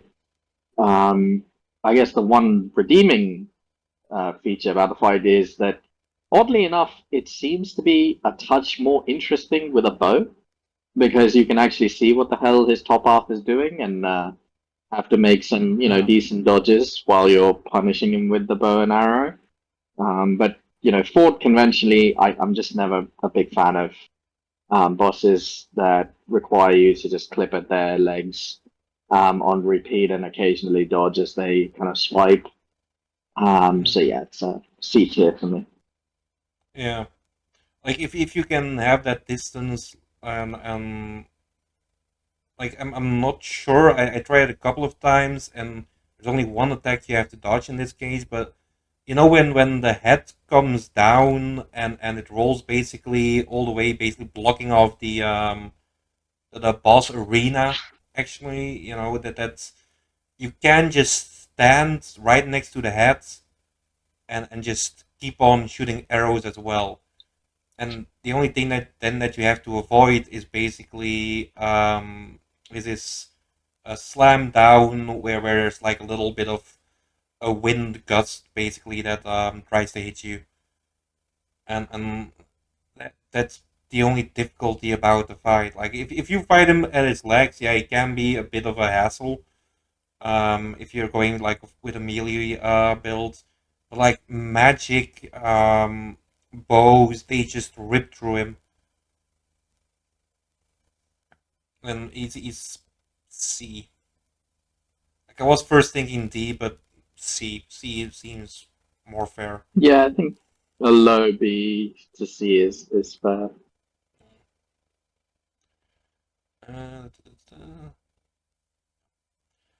Uh, Guardian Dragon. Another very disappointing boss. The arena when you approach it looks quite cool. It's sort of cage match setup that I can't think of a direct parallel for in the FromSoft universe. The boss is visually imposing. Um, However, its moveset is thoroughly underwhelming. It has a flame attack, which is really quite um, irritating to deal with. And oddly enough, sometimes the arena feels like a bit of an obstacle too, because you have to evade the flame attack by sort of running away. But every now and then, it feels like the arena is not large enough to do so. But yeah, there's just not very much I look forward to with this fight, but it's not absolutely unbearable either. So I'd probably have it in a C minus situation. Mhm. For For me, probably like a C. The stomp, I don't mind the stomp. The stomp is okay. I have issue with his fireball.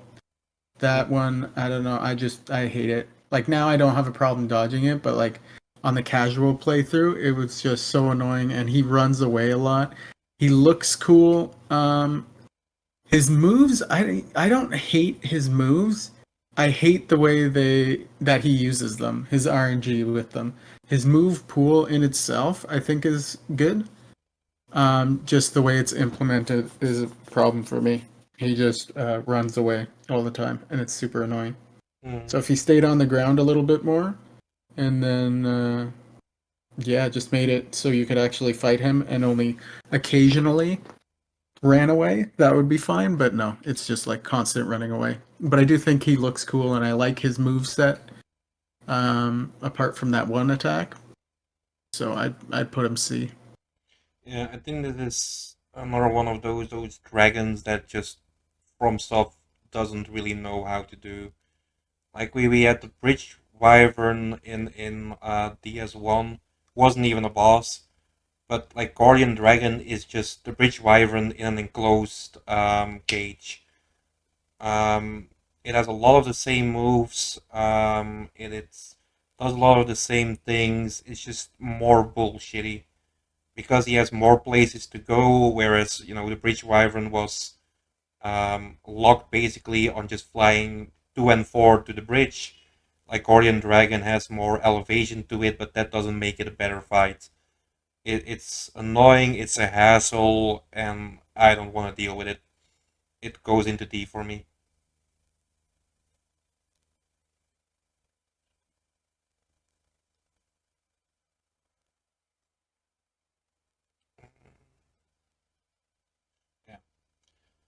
Yeah. Royal Red Authority.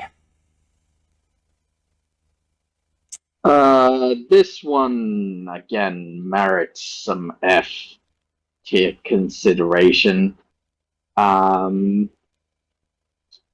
yeah, what can I say that hasn't been said before about this boss? To me, it is in many ways the symbol for what is wrong with DS2. It's a boss that very clearly shows you that, this wasn't the sort of A-list team at FromSoft working on DS2. This wasn't a development cycle that, was conducted or run efficiently. And there was at some point, a lack of ideas and a lack of money. Um, I think you could argue it's some sort of twisted attempt to capture the magic of Sith, because the Mm. moveset is not altogether too different. But the fact that you can have toxic procced on you right at the beginning of the fight, and honestly, you will have toxic procced on you because you're not really going to know that the bow and arrow strat is the way to deal with that at the beginning. And then just the fact that it's literally just a fucking giant rat with some baby rats in an otherwise very kind of visually appealing and distinct area of the game is just an incredible disappointment. So yeah, I honestly have nothing to say in the pros column and would argue it's an F tier boss. I know Killah For really liked the me, boss. I don't like this. This is kind of a skill issue thing with me, but also not because I'm amazing. But no, he has that one attack where, yeah, I don't know. It's super inconsistent. He can extend it, and it's hard to. It's like the hippo, kind of like his charge, a little different. It's just kind of bullshit. The rats are annoying. Um, if that attack was more dodgeable, then that would be a better fight. Other than that, it's cool. It has the same Sif mechanic where it starts limping and dying. But yeah, the toxic rats are annoying. Also, he's not a fucking rat. He's just a giant dog. It Mm. looks like shit. For forever, I didn't know why they called him the Royal Rat Authority. But yeah, I'd put it in a D. Yeah, Can I just add that it also has like no real like, I mean, spare me the lore copium. I don't want to hear it. It's a fucking dog. I just don't want to hear that it has some enchanting and captivating story. There's no fucking excuse for having a boss like that in a AAA title that charges full price. yeah. Royal Red Authority is that utter garbage. Like the status effects, the little rats first, and I do want to point out, like, you should know that the toxic would be a problem there because you have fought those little rats like down in the water. So like, okay, it's gonna be a fucking poison or toxic effect that they're gonna be doing. But there's four of the buggers. They rush you like crazy. They proc it whether you swing at them or not. Even if you swing, like, most of their attacks, most of your attacks just either go over their head or not hit them at all. Um, and it's just like, even when then the big guy comes down, you delete the little guys with the big guy already in the arena. He is reminiscent of Sif. Fine, fair enough, but it's the same thing that they did with Old Dragon Slayer. They made him worse. Um, Nice to be doing callbacks, but do a callback that's actually a good one. I don't even think of this one as a callback. Like, it's different enough. It kind of looks like a dog is the only thing. The move set's very different to me. Um, Yeah, I feel like the callback is not the right word. It's almost like a, hey, we developed this boss earlier. Why don't we start with its model and change things up a little bit, and Mm, we'll call it a new boss? I don't think they're actually trying to pay homage to or salute, Sith. yeah, no, no, fair enough. Like, it's uh, definitely got like a different moveset and everything, but yeah, it's just, yeah, looking at like him charging really reminisces of Sif for me. yeah. So I think Snazzy thinks this is Royal Rat Vanguard. Yeah, that's it's been some confusion in chat. But yeah, this is the big dog with the four little Yeah, toxic Vanguard rats. has the Mohawk rat at the end. Yeah. We were coming up to him like here in the back of the first row. Oh, okay, okay. Uh, I'm putting him into D tier. Um, Yeah, rarely do I say it, but detail almost feels charitable to me. I mean, it's not the worst fight in the game. Like, I hate Ancient Dragon and Bell Gargoyles more than Royal Red Authority. Fair enough. Yeah. The fact is also, like, Royal Red Authority is just optional. So is Bell Gargoyles. So, like, you don't have. I mean, Ancient Dragon as well. But, like, you don't have to do him if you don't want to, and that's like that definitely helps him out a little bit. True. Um, Sorry, Killa, were you gonna say something? Sorry, I thought I Oh interrupted. no, I just agree with that. I wasn't taking that into consideration, but yeah, it not being mandatory um, definitely makes it less shitty. But Mm. I think if he was mandatory and then you had to do that horrible fight every time you played the game, I would have put him into F. Um, all right, Skeleton Lords. Uh, I am a human being, and I am, I did as not know this about vulnerable you, Doc. to. No, I mean, I am a human being, and I'm as vulnerable to a little bit of, you know, ignoring the rules that I've set for myself. And I will here.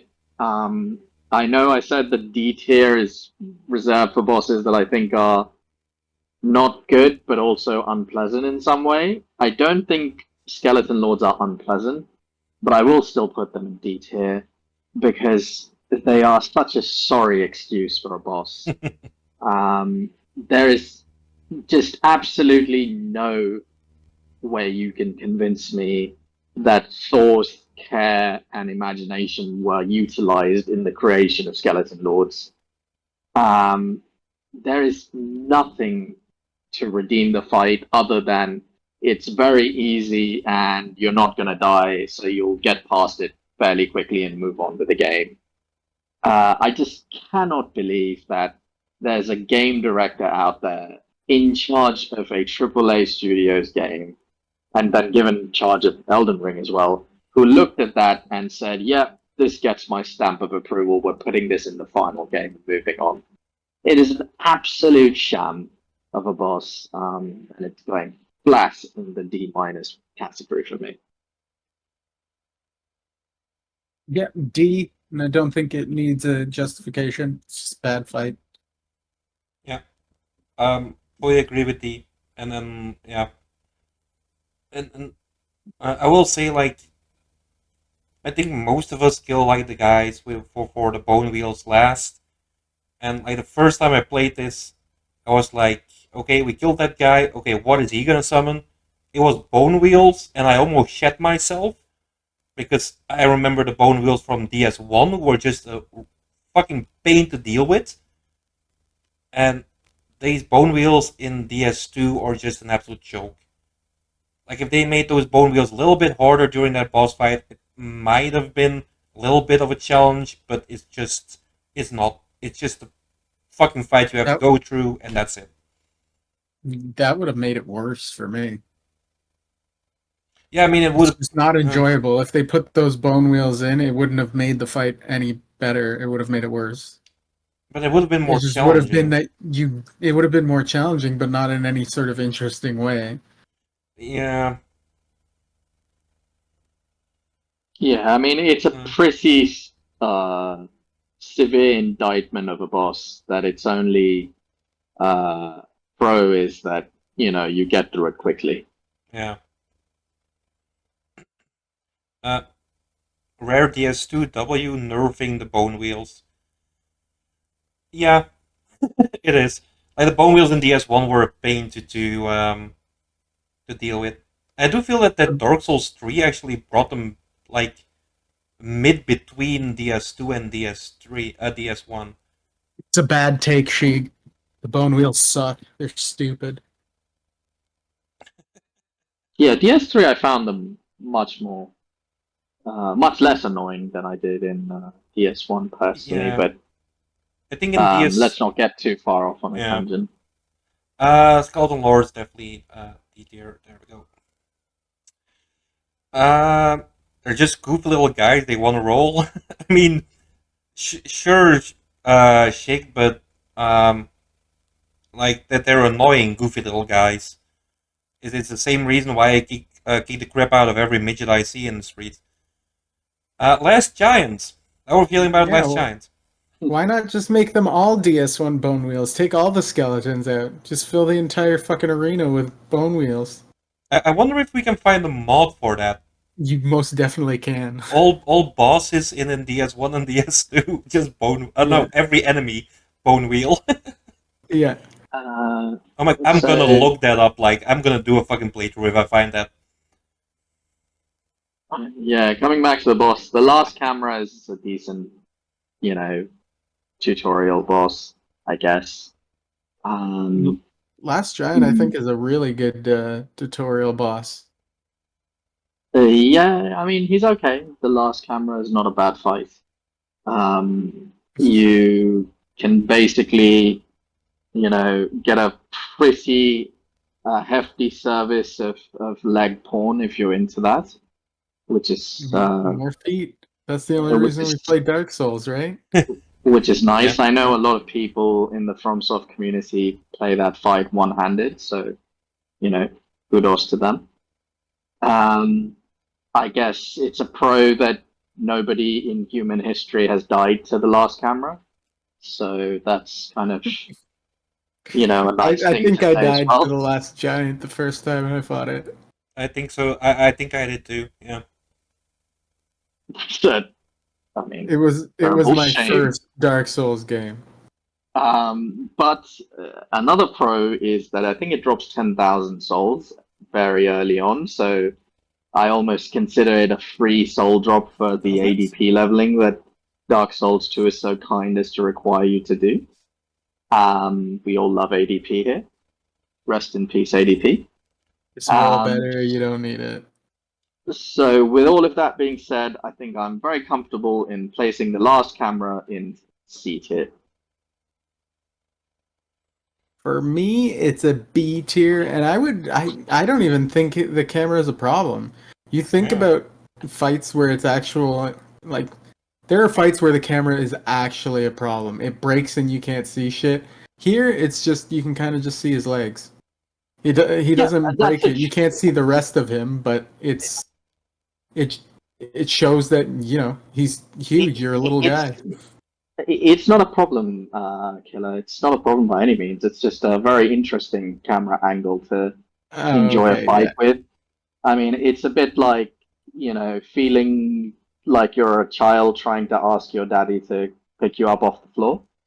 I don't find that to be especially engaging or inspiring. So yeah, that's why I call it the last camera. It's like some perverse Stanley Kubrick camera angle for a boss Yeah. fight that I just don't like. Yeah, I was okay with it. It is easy, Mm. but it's cool. It has a cool cutscene when you first go in. The fight is yeah, like I said, I don't have a problem with the camera. It's a good opening fight, and yeah, that's it. Yeah. He looks cool. He's impaled. And that's pretty cool. He tears off his arm or Yep. whatever the fuck he does. I forget. Yeah, it's Storm. Cool. It's like a low B, high C. Yeah, I kind of like. I would put him up there with Dragon Rider basically in C tier, and like what you're saying about the camera dog, like it's the same thing that Giant Lord has, that Vendrick has. I didn't find it like I don't think off-putting. Vendrick has that because you can Yeah, actually see Vendrick's upper half. yeah, Vendrick has Vendrick's is less better. so. But Yeah. let me say, I hate it with the Giant Lord too. The only difference is Giant Lord is a touch shorter, so you can kind of see something. With the last camera, you're basically stuck staring at his non-existent dick. And I'm sorry, I'm not looking for dicks. There's enough of those in DS2. There's enough of those in this chat as well. Sorry, chat. Uh, What do you mean, Shigan? Why are you getting so aggressive, bro? Chill out. and then Glenn. The Giant Lord, you can fight him on that higher Yeah, and ledge, you can whatever see you his want to upper call half. it. Mm, Yeah, Yeah, yeah, yeah. I actually said that that's a more pleasant way of fighting him, yeah, it weirdly, is. because you can actually kind of see what the fuck you're fighting. yeah, With the last giant or last camera, like, I don't care where you're fighting him from. It's just his two legs and the intersection of the two that you see. And you can't tell me that's fun to you. Like, if you want to fight a pair of legs, then, sure, have fun with it. But, sorry, it's not for me. yeah. Uh, and then Glenn wants to In my knock. first playthrough, and probably why I died, I did not stay under him the whole time because I kept getting stomped. I didn't know how to roll, so it was more of a in and out. Mm, But yeah, yeah. And Glenn, you want to knock points down for him not actually being the last giant. He is the last giant in like lore wise, because like giant lore and everything comes before like the events in the base game. So I think that there's not really any other real like giant race except for no, not Nashandra. Nashandra isn't the giant, but he is the last Yeah, giant. you know why I think they programmed the camera that way? It's because if you could see his top half, then everyone would call the boss the last butthole or the last anus, that would because be that's really better. what its face is. That So would they be an decided A to for anus. spare themselves that horror and so show you only his legs, which again you cannot convince me is great boss design. But hey, there's a lot of DS2 copium in chat today. Yeah, but it is one of those things that I've always wondered about, like the giants in Dark Souls 2. Like, why not just give them a fucking face? Like, even when they're in the whole tree form, basically, that you can access the memories, like, why not just put a fucking face on that? Yeah, That's their face. Yeah, but Basically, I mean, it's a that's the butthole. face.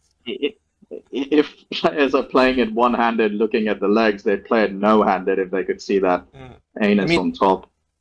honestly, I know, like, with the Demon Souls and the Dark Souls tier list, like, both of you were just talking out of your asses, but these giants are looking out of their asses, which is just fucking weird. Fool's Let's Idol. move on. Go jerk off to Fool's Idol and crossbreed again. Moving right along. Prowling Magus. Oh my god. D. D for me. Ain't no way, Killah. Wait, Ain't B? no way. Yeah, it's fine. Wait, did you say B for bull or D for dog? D for dog shit. Okay. It's not Oh. quite an F because it's not like, I don't know. You have there are ways to deal with all of them, but no, I said D. Yeah, I think D. everyone here, including chat, heard B. No, I said D. I was about to drive up to Ottawa. Oshawa. I was about to do it, man. No, No, easy, D easy is D.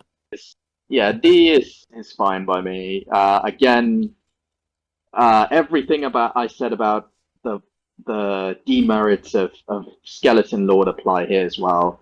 This is just, it seems to me a collection of assets they had left over from other parts of the game that just somehow didn't, fit or get utilized in some parts that they threw together in a very small room and said, hey, look, guys, there's a boss now. It's a very stupid fight. It's incredibly boring. I shudder to even describe it as a boss. It's a no-brainer D. The only reason it's not an F is because it's not broken per se, and it's not, hard or unpleasant. It's just, again, like Covetous Demon, in some ways, you just kind of get through it and move on with the game. Yeah, exactly. Yeah, I just find it more enjoyable than Skeleton Lords. Really? I find it less Personally. so. Yeah, no, I don't know. To me, it's just not as spammy. Run away, hit a bunch of them. It just seems more precision is involved. I don't know why, but it just does. I think maybe in like a hitless run, more precision is involved. But Yeah, well, in the hitless run, like the Skeleton Lords aren't even a thing. You kill the 3 really quickly, and then it's just skulls and bombs. yeah, I'm putting them in D underneath Skeleton Lords. Like, I don't even think they deserve any chats. Yeah, I'm doubting between D, like low D, high F, but D seems about right. It's one of those fights you have to get through each playthrough and just deal with it and then move on. Like, it's fucking annoying. You can just get, like, if you're in a bad pickle there, you can just get stun locked indefinitely, and then I died to these guys. Like, I died even like in a deathless run. And it's just like just a little bit of bad positioning in that fight can just ruin the entire fight, and then just let them kill you instantly, well, close to instantly. Yeah, for some of these fights, I would love to be a fly in the wall at the FromSoft offices when the sales pitch was going down and when the final sort of seal of approval was being granted, because they must have been on crack to try and talk each other into saying these are, fun and interesting bosses that the player would like to engage with. Mm. Yeah. Here, I'll be right back. For Mirror Knight, that's an A for me. I'll be right back. Doc, how do you feel about him?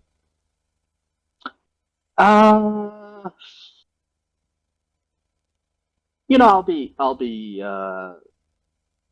generous and say S on Mirror Knight because um, it tries something kind of new, although Old Monk sort of tried that thing as Mm. well of spawning another player into the fight as an additional challenge.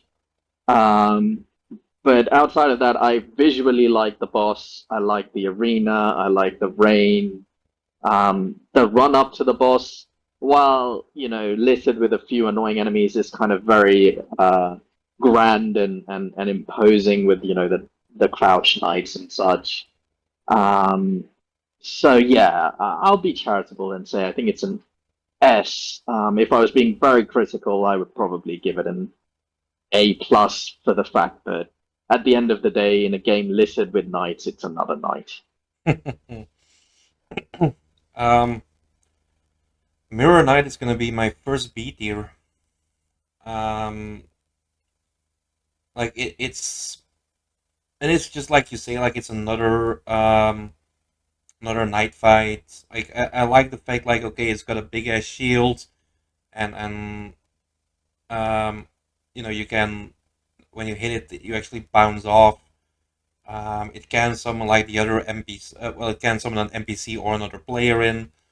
The NPC is easy to deal with if you're unlucky enough to get like a another player in. Like it can be very tricky to deal with him, depending on how good a player you're fighting. Um, and yeah, it's just they did it with Old Monk, and in the original Demon Souls, which because not a lot of people played that, like the chances of having an NPC summon in instead of a player was very high. And you have the same thing with Mirror Knight. Like out of all the runs I did in it, I think maybe one or two times I got an actual player against me. Um, and like we all know that I like to summon NPCs for the fights. Like I do love to use my summons. And I would be remiss not to point out that Mirror Knight has some of the worst aggro relocation that I've seen. Like he switches, if you have a summon present, he switches aggro on the fly, and like you think you're at a safe distance because he is purely focused on your summon, and all of a sudden he just turns around on a dime and just hits you, and then the fight is over. Um, yeah, I I understand like the great arena with also like the water effect and the fact that it has then those little lightning things. Um, and then that leaves like the little effects in water and everything. But yeah, I don't necessarily hate the fight, but I can't say that I really love it either. I do acknowledge like it is a fun enough fight. Yeah, I mean, I don't particularly disagree with very much that you said. I cannot comment on the summons piece because I did not summon for the fight, but yeah, I mean, everything else you said, I can't particularly disagree.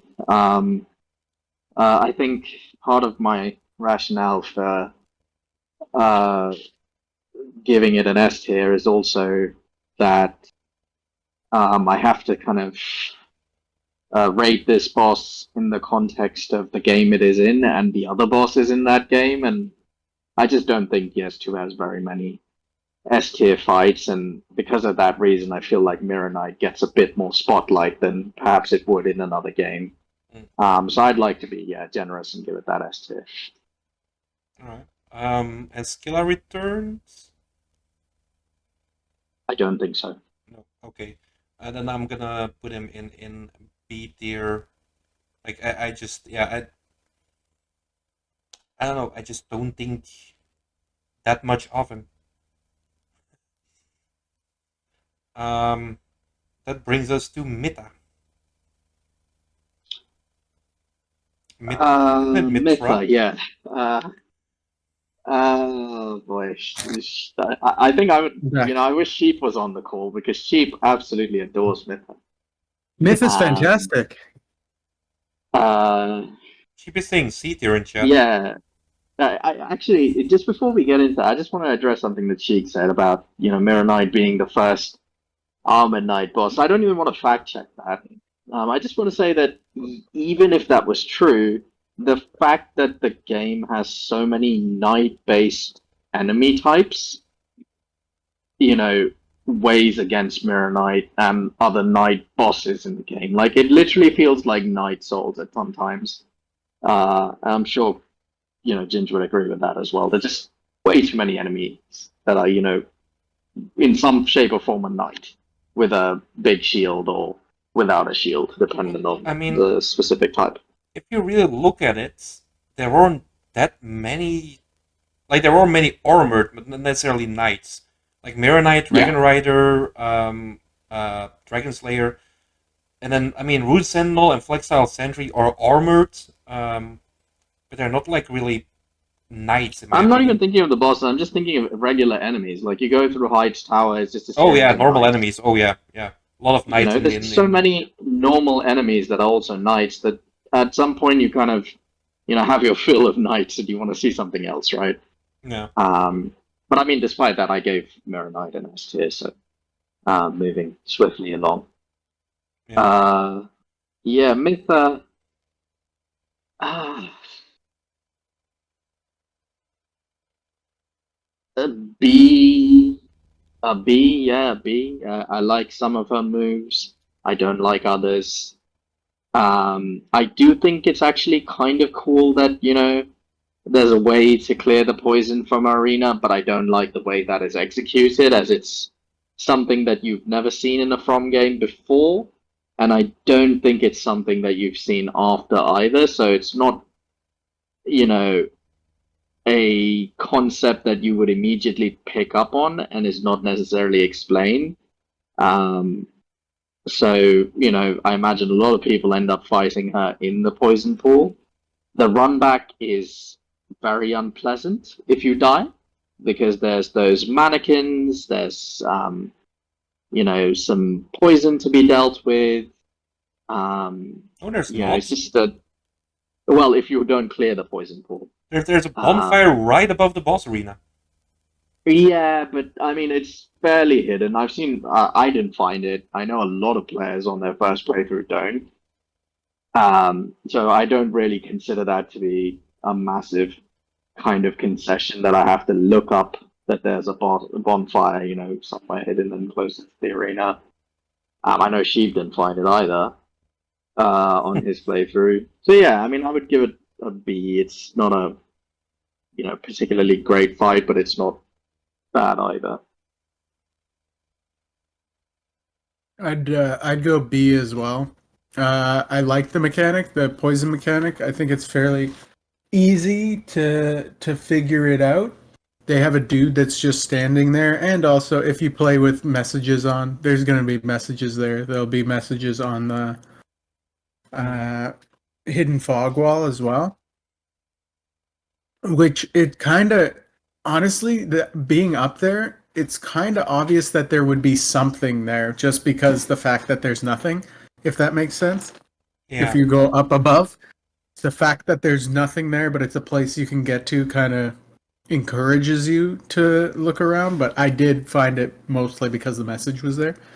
But I did like the poison mechanic. I like her aesthetic is cool. Her move set is, I really like the move set, other than that one spin attack. That yeah, I don't know. I'd like to be able to stay closer fighting, but you have to stay Mm. mid because there's no way to roll away from that unless you outspace it. Um, but yeah, I think she's cool. She has a cool move set. It's a fun fight. Yeah.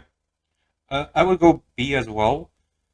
For a lot of the same reasons, and then like the spin attack isn't the worst for me. For me, it's the throwing of the hat. As we all know, I usually play caster, so yeah, it's a throwing of the hat that just really annoys me. Um, and then I'm gonna point something out, a little bit of an obscure thing. which I don't think many people here have ever experienced. But before you get to like the second bonfire there, the second bonfire is like right after you burn basically the windmill. Um, Hmm. like that, there is a summon you can summon down the ladder. Well, at least a little bit down. Um, where those two mannequins jump down from that ladder. Like Yeah. yeah, if you summon that NPC and she survives to the point where you get to the windmill, the NPC will actually point at the windmill, telling you, Really? yeah, it basically tells you Huh. like, hey, you got to do something with this. And That's really cool. yeah, that's just I mean, I found this out by accident basically because I usually just let when I summon an NPC, I usually just let it wander about killing stuff. But yeah, I saw that and I recently only found this out. Like this was a couple of months ago that I only find this out, and then I've been playing this game since forever. But yeah, it's like a fun little a fun little thing.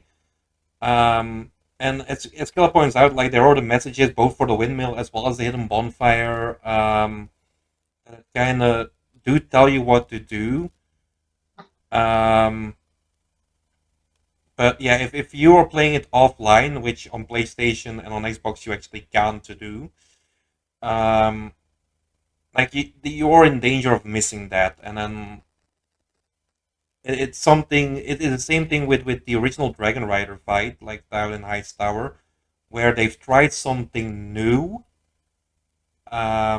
where you can make the fight easier for yourself if you explore enough and find secrets. And I do give them points for it. Like I like that. Same with the whole poison mechanic, where she heals inside of the poison. Like thematically, it also just makes sense. Um, and yeah, I enjoy the fight. It's yeah, the moveset is fine. It's yeah, it's going to be for me. Yeah, I think we're all in agreement with the B. Yeah. um, Scorpion King Nashka. Um, Probably a B again. Scorpion, uh, whatever Scorpioness Natsuka, I think her name is again, a symbol of From's sort of obsession with this one model that they developed with Quelaag, because they repeated it most recently with Romina as well. Um, it's okay. I mean, it's not a particularly interesting fight, but it's also not annoying in any way. I Yeah, honestly, I have very little to say about it. It leaves no impression one way or another. I think it's a B. Yeah, I agree. It's a B. Her moveset is it's fine. The arena is good. The, how it opens up with her just being tiny and then coming out is kind of cool. The gimmick of them going underground and then you having to go under the one section with the stone is pretty cool. Mm, But yeah, overall a B. It's a good fight. The moveset is good. There's really no bullshit to it. There's that one attack with the homing missiles that's a little annoying, but mm, it's not too big of a problem. It's enjoyable. yeah. I have to agree with Glenn here. Nashka did my boy Torque dirty fucking Z tier. No, but yeah, from like a lore perspective, awful person, but great lore behind it. Basically, with like then the whole scorpion things. Um, and then like I like the fight. It's nothing that special in my opinion. Um, like the only really unique thing she really does is like the burrowing underground thing, and that can easily be avoided. Um, other than that, like solid movesets, nothing really stands out about the boss. But yeah, I don't hate the fights. It's fun enough to deal with it. But yeah, I would, for me it's I want to say high C, low B, high C, like above Dragon Rider. Like I can see a point for like B tier, and Yeah, Snazzy I points think out, Bell. yeah, Yeah, Bell's right with the C tier criterion. Quaylag, but less sexy. yeah, like it is one of those fights where I think like it is based like again the same thing with Royal Red Authority with Old Dragon Slayer. You can kind of see that it's sort of a callback to Quaylag, like it has a completely different move set. But I feel that the starting point from Nashka was basically like, you remember they kind of liked those tits on the spider. Let's put tits on a scorpion this time. That I mean that's what their design kind of feels like to me. Yeah, I have nothing to add. I think BOC is fair. Um, Nashandra, the original end Uh, boss of the game. yeah, so Nishandra, I think visually looks quite cool to me. I like the little backstory and twist with her as well, in that she's, a sort of remnant of Manus, and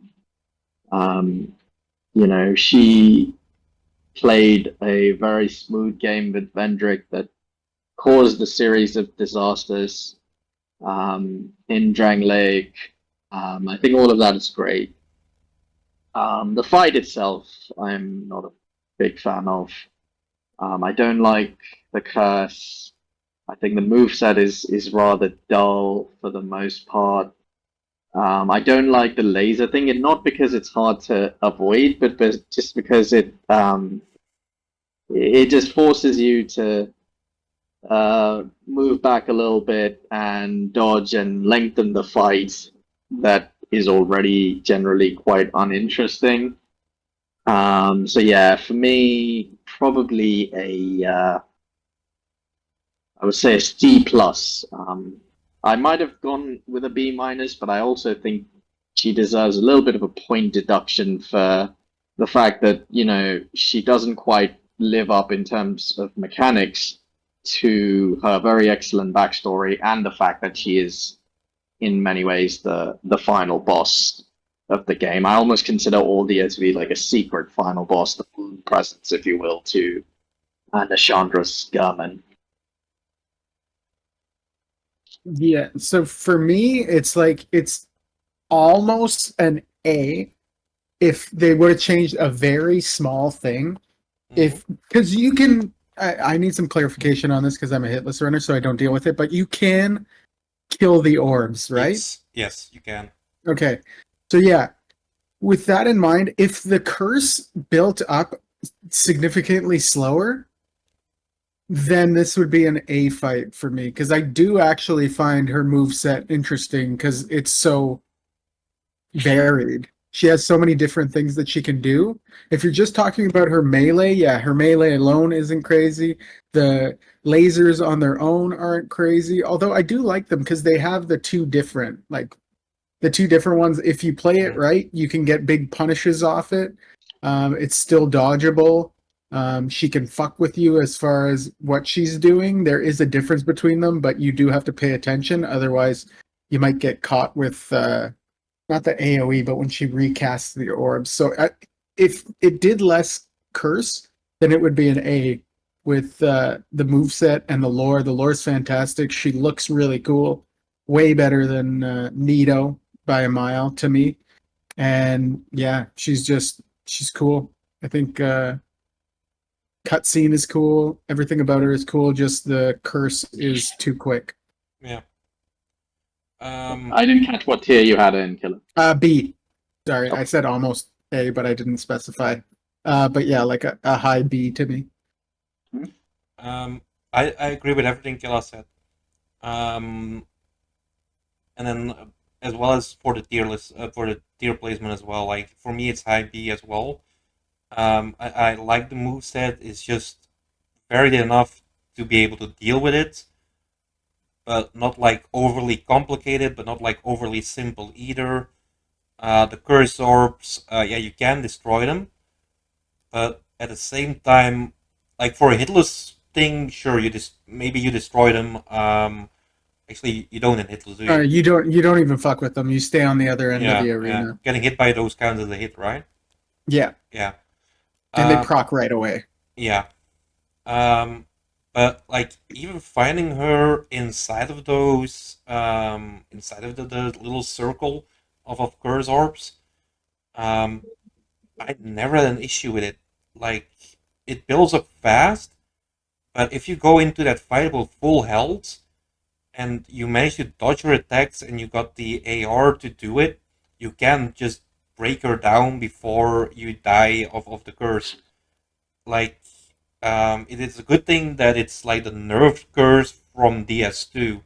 Like, if it was DS1 curse, she would have been A tier for me. Um, because that would like pose a serious challenge and a serious risk there. Again, like you then have the hitless threat, of course, where you just don't fight her inside of those orbs. Um, but I think that yeah, if you were forced to destroy the orbs, be it from a distance or like while it's building up, I think it would add to the challenge and make it a more interesting fight. But now I would say B tier because the curse doesn't really do that much. I also think it's always a little bit funny that visually she looks like Grim Fandango in the 2010s, with higher graphical fidelity. I She's think cool that's kind of looking. a funny aside. But yeah, I do think she looks pretty cool. Yeah, I think we summed her up pretty well. She points out like if you have the three DLC crowns, it prevents the curse build up. But like even without the crowns, Sheik, I kind of feel that the curse doesn't build up doesn't do that much to warrant like okay, I'm going out of my way to destroy the orbs. Yeah. Um, I'm gonna put him above Mirror Knight. So Uh, above Mirror Knight to me is wild, but yeah. I I like the Chandra fight more than I like the Mirror Knight fight.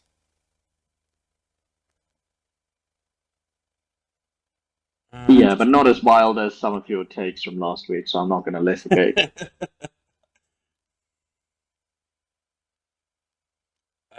Old Iron King. Um, the pros are I quite like the atmosphere and visual design of the arena and the boss. I think it's a kind of, very intimidating and imposing figure when you approach the boss the first time.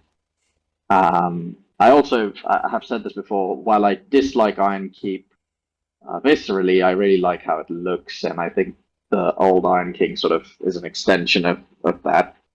But the fight is incredibly boring. It's basically ceaseless discharge port conventionally.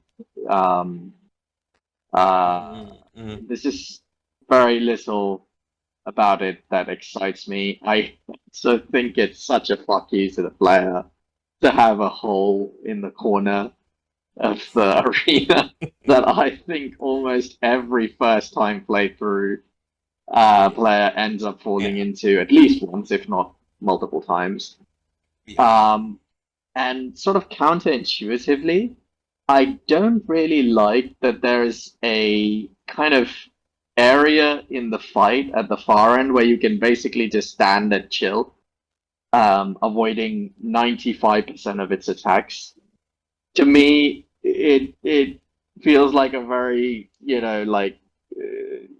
weird design choice, almost as if the devs were saying, "Yeah, this guy's got some bullshit, so hey, we'll create this get out of jail free card for you. You can just kind of hide here and chill out, and then when he's more cooperative and willing to fight, you can step out and fight him." I'm not a huge fan of that either. I don't think it's a uh, you know excuse, if you will, for a very otherwise annoying and sometimes spammy moveset.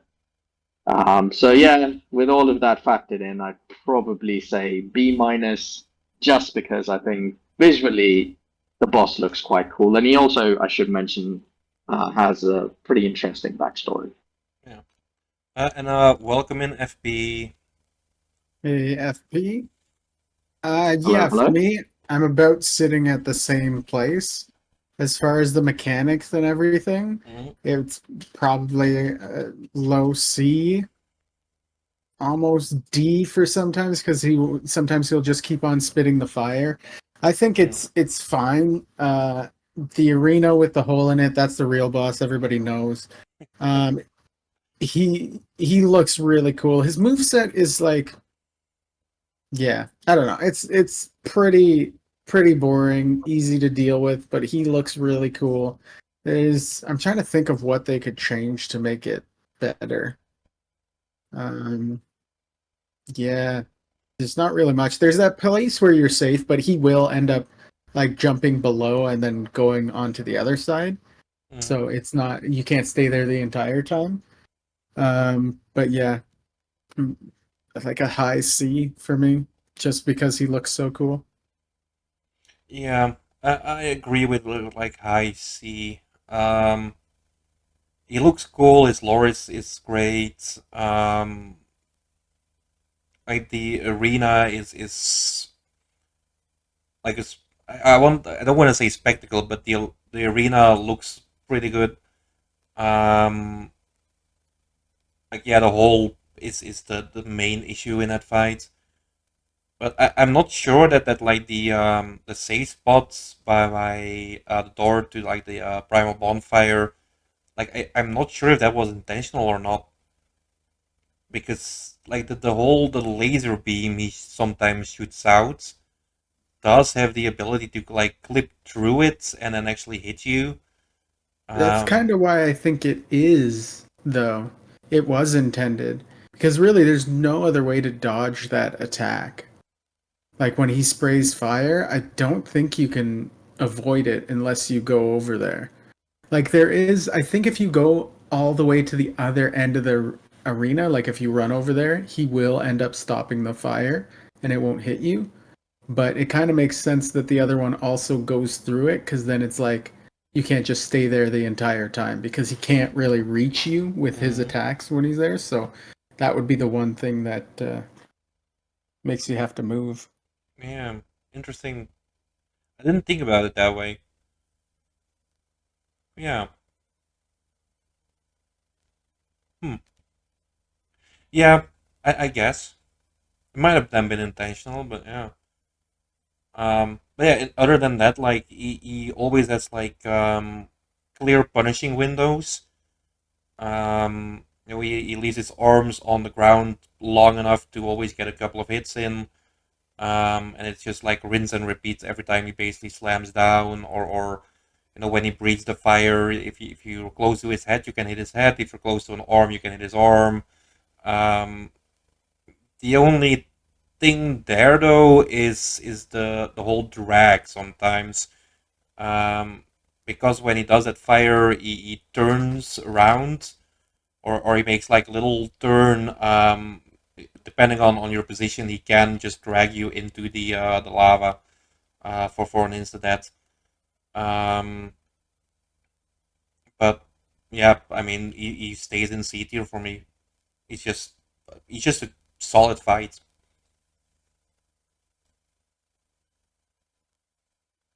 Uh, yeah.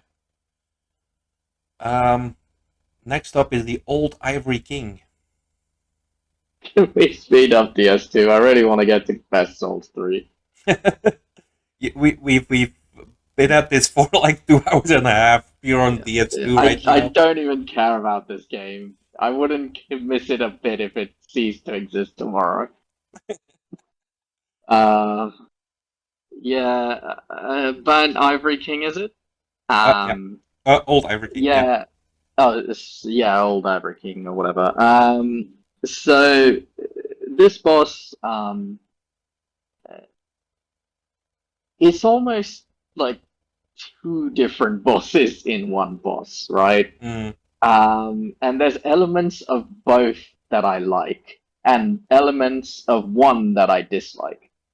So addressing the first part, where it's essentially, a series of knights that you have to deal with in a warlike situation to freeze those portals. Mm. I think that's a lot of fun the first time, and I also think it's actually very cool that if you explore the DLC thoroughly, you have some very powerful allies to join you for that bit.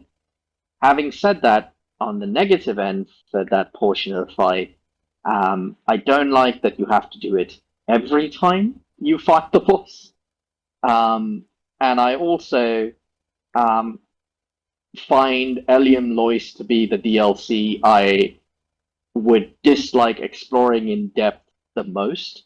So the fact that I need those knights to help me deal with that gang, well, what would be a gank if I didn't have the knights in place, kind of puts me off that first phase a fair bit. Elium Lois is definitely the DLC that I would kind of want to boss rush and get out of, rather than do a careful comb through. The second phase, I generally have only positive things to say. I like the move set. I think it's very cool the way the boss enters the arena, through that very large Mm. sort of gate. I like the boss visually. I even like what he does with range. It's very cool that his sword, at one point sort of is at a normal length, and it gets a bit longer, and then he kind of does a very long like swipe or slash sort of thing with it. I think that's very cool and forces you to fight the boss both up close, but also at mid range at times. So all of that's very good. But yeah, the first half kind of leaves a little bit of a sour taste in my mouth. Um, I could be harsh, but I think I'll be generous and say that the whole package is probably an A for me. Mm. Yeah, I think he's an S tier boss. Phase one brings it down. If they would have just had less knights, or like you were saying, you only had to do it the one time, I Yeah. would have been perfectly fine with that. So either one of those changes keeps it like top of the S, better than Sir alone. But because of that, I'd bring it down to yeah, like a high A. Because he's absolutely fantastic. Lore is amazing. Moveset amazing. Very fair. And yeah. Yeah. I agree with everything that's been said. Like just a checkpoint after phase one would like solve the entire fight. And at that point I like the way he enters. If there's any boss in the DLC for DS2 that deserved a cutscene upon his entry, it's this guy. Um, like they could have made a great cutscene there for him entering, and they just fucked that one up. Um, but yeah, A tier.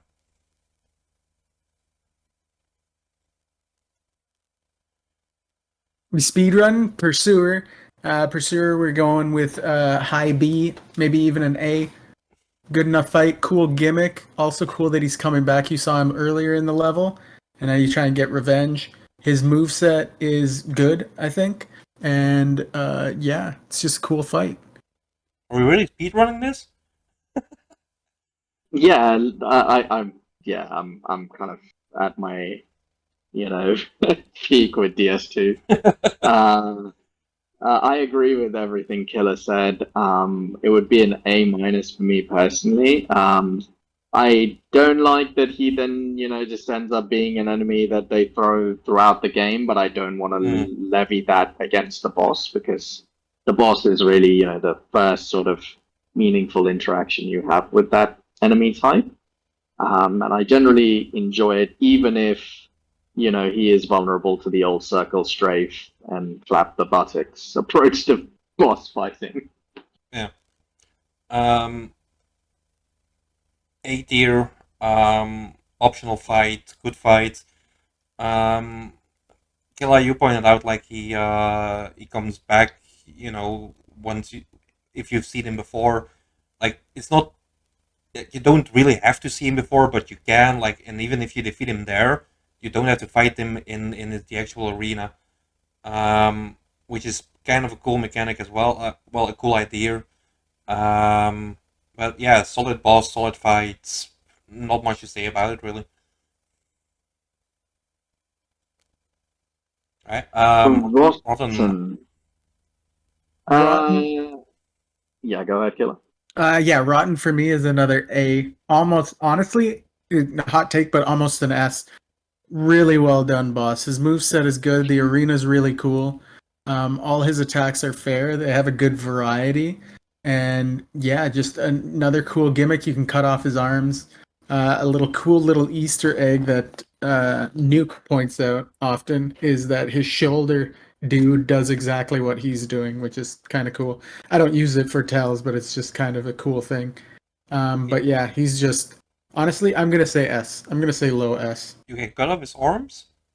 Yeah, if you hit his arms, you can cut them off. He'll grow them back after a while, like he'll reach into his stomach and pull his arm back out, but you can cut off both his arms. Did not know that. Yeah, it's pretty cool. Then he has B nubs tier. that he tries to hit you with, sorry. That's cool. B tier for me personally. I like the boss visually quite a lot. It's a very interesting and kind of horrific design. But outside of everything Killer said, what I don't like is the flame in the arena. I find that a little bit annoying to have to factor in, and more annoyingly, I just cannot help but make note of Black Gulch as the area that the boss is located in. The less I say about Black Gulch, the better. So yeah, I'm gonna give it a B. Uh, for me, it's C. I don't particularly like the fight. I don't like. I mean, the design is like okay. It's basically fleshy Nito. That's it. It's fleshy Nito. Except Nito was trash. Nito is cool. Oh my god. Dog shit fight. I mean, the run it's eh, The run you can get the bonfire that's right beside there, and it's yeah. sort of That's hidden, I guess. It can definitely be hidden, but you can tell something's there, kind of thing. So if you explore, mind you, exploring in there isn't the most fun. But if you do find it, it's an instant, like you get right back into the fight immediately. Yeah, I would rather explore the minefields of Cambodia than the Black Gulch. yeah. And then the thing is like if they made that bonfire easily accessible, it would have been different. Like, don't put a fucking stone statue in front of it.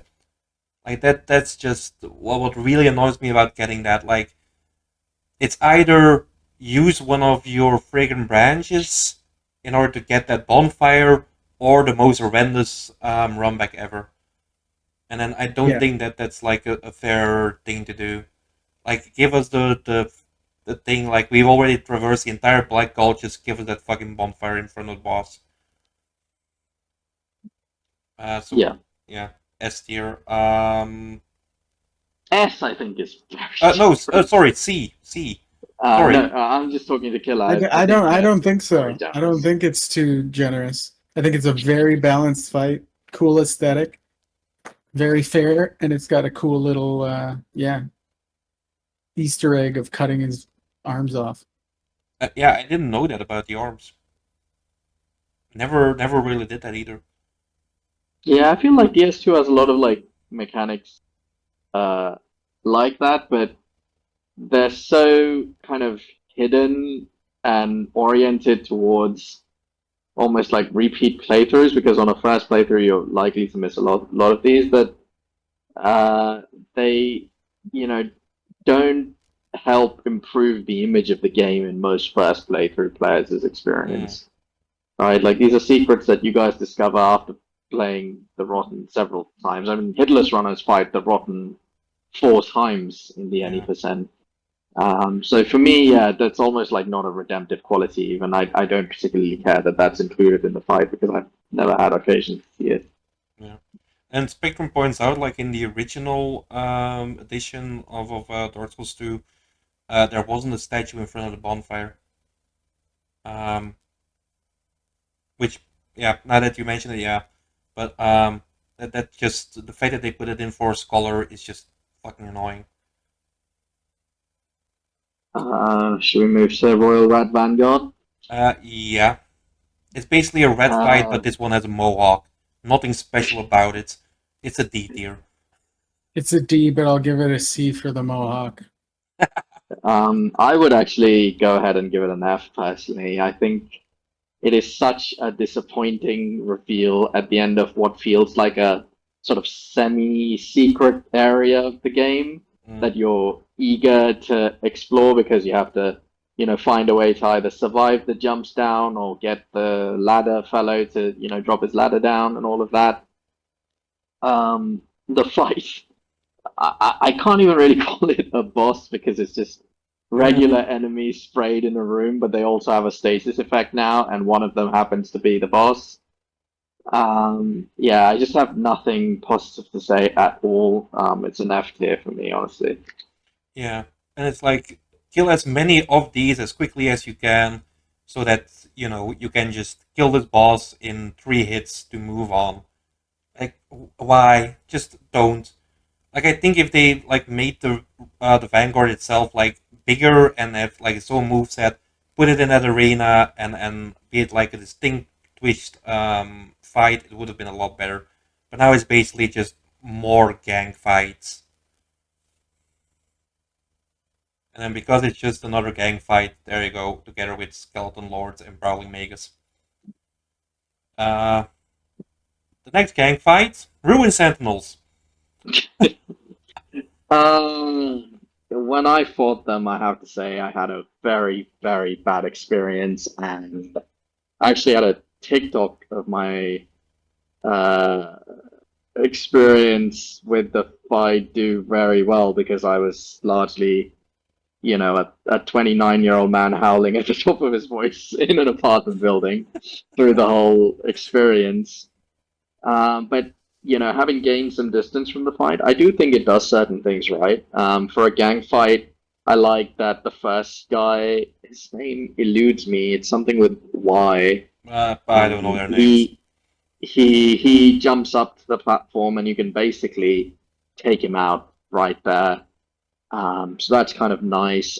If you're quick enough, you can even have one of the other twos. I think it's either Alicia or Reese, who are the other two. I think Alicia is the one who comes up, and you can basically eliminate half of her HP bar up above as well before you really get down and have to deal with the gang portion. Having said that, the gang portion is very unpleasant, particularly uh, because the shield guy has a. Correct me if I'm wrong. He throws the shield a couple of times. Um, Um, they all do. They and all it's have sort of shields as well. yeah, but one of them like throws it, which is very They all annoying. There's do. another one that oh, okay, then yeah, so that's I find that very annoying to deal with as it just sort of sometimes comes from off screen and hits you and Mm. kind of staggers you momentarily. One of them has the spear that has a lot of range. So if you're fighting any of the other guys, that guy can hit you from off screen, and that does a lot of damage Wait, too. So I Doc, find that pretty annoying. Doc, I'm gonna have to interrupt you, but are you thinking about the right boss? Because all of these are copy paste. They all have the same weapon. They all have the same shield. They all have the same moveset. Okay, well, Ruin Sentinels, right? Yeah, I know. Yeah. Alicia, Reese, and whatever else. The Yahir, I think is his name.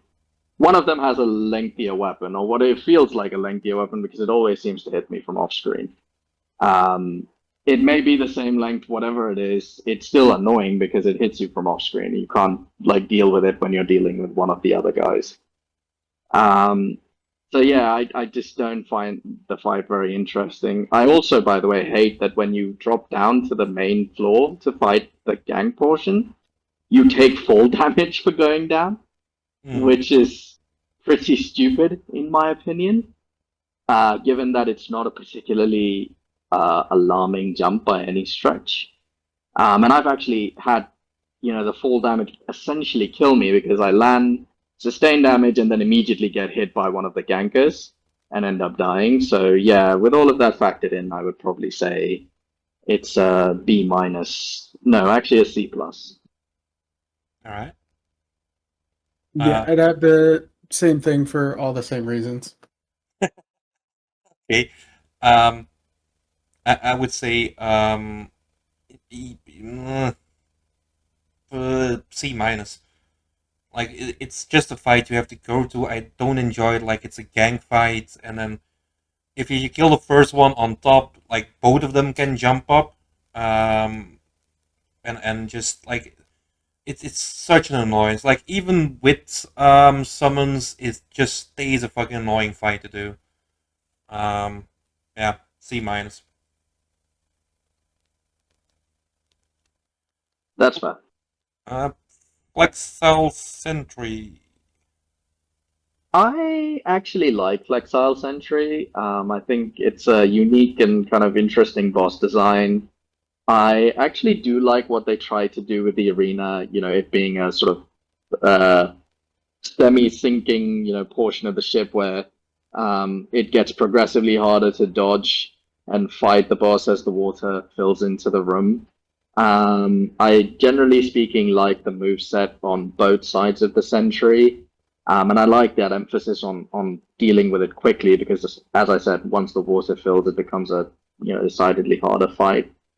So with that all being said, I would probably actually give it an A plus, with the only caveat being that it could have perhaps been a slightly bigger arena than it ends up being. I think that would have probably pushed it into S for me. Yeah, I put it at an A as well. It's a cool mechanic. The fight is fair. I much prefer the mace because it's easier and there's cool strafes. Hmm. But I think they do both sides have good move sets. And yeah, cool arena. I think if it was any bigger, it might be.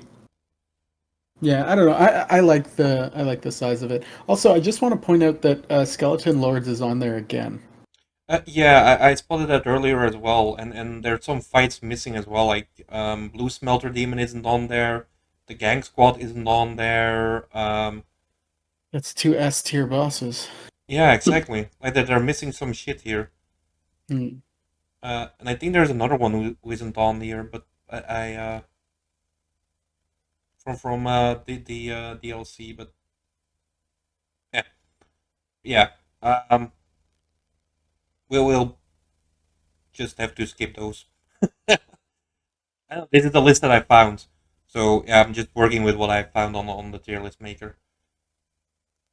Anyway, Flexile Sentry B. Um, like it's a cool enough fight, cool enough boss. Arena is okay. The little gimmick about the water coming up is kind of nice. Um,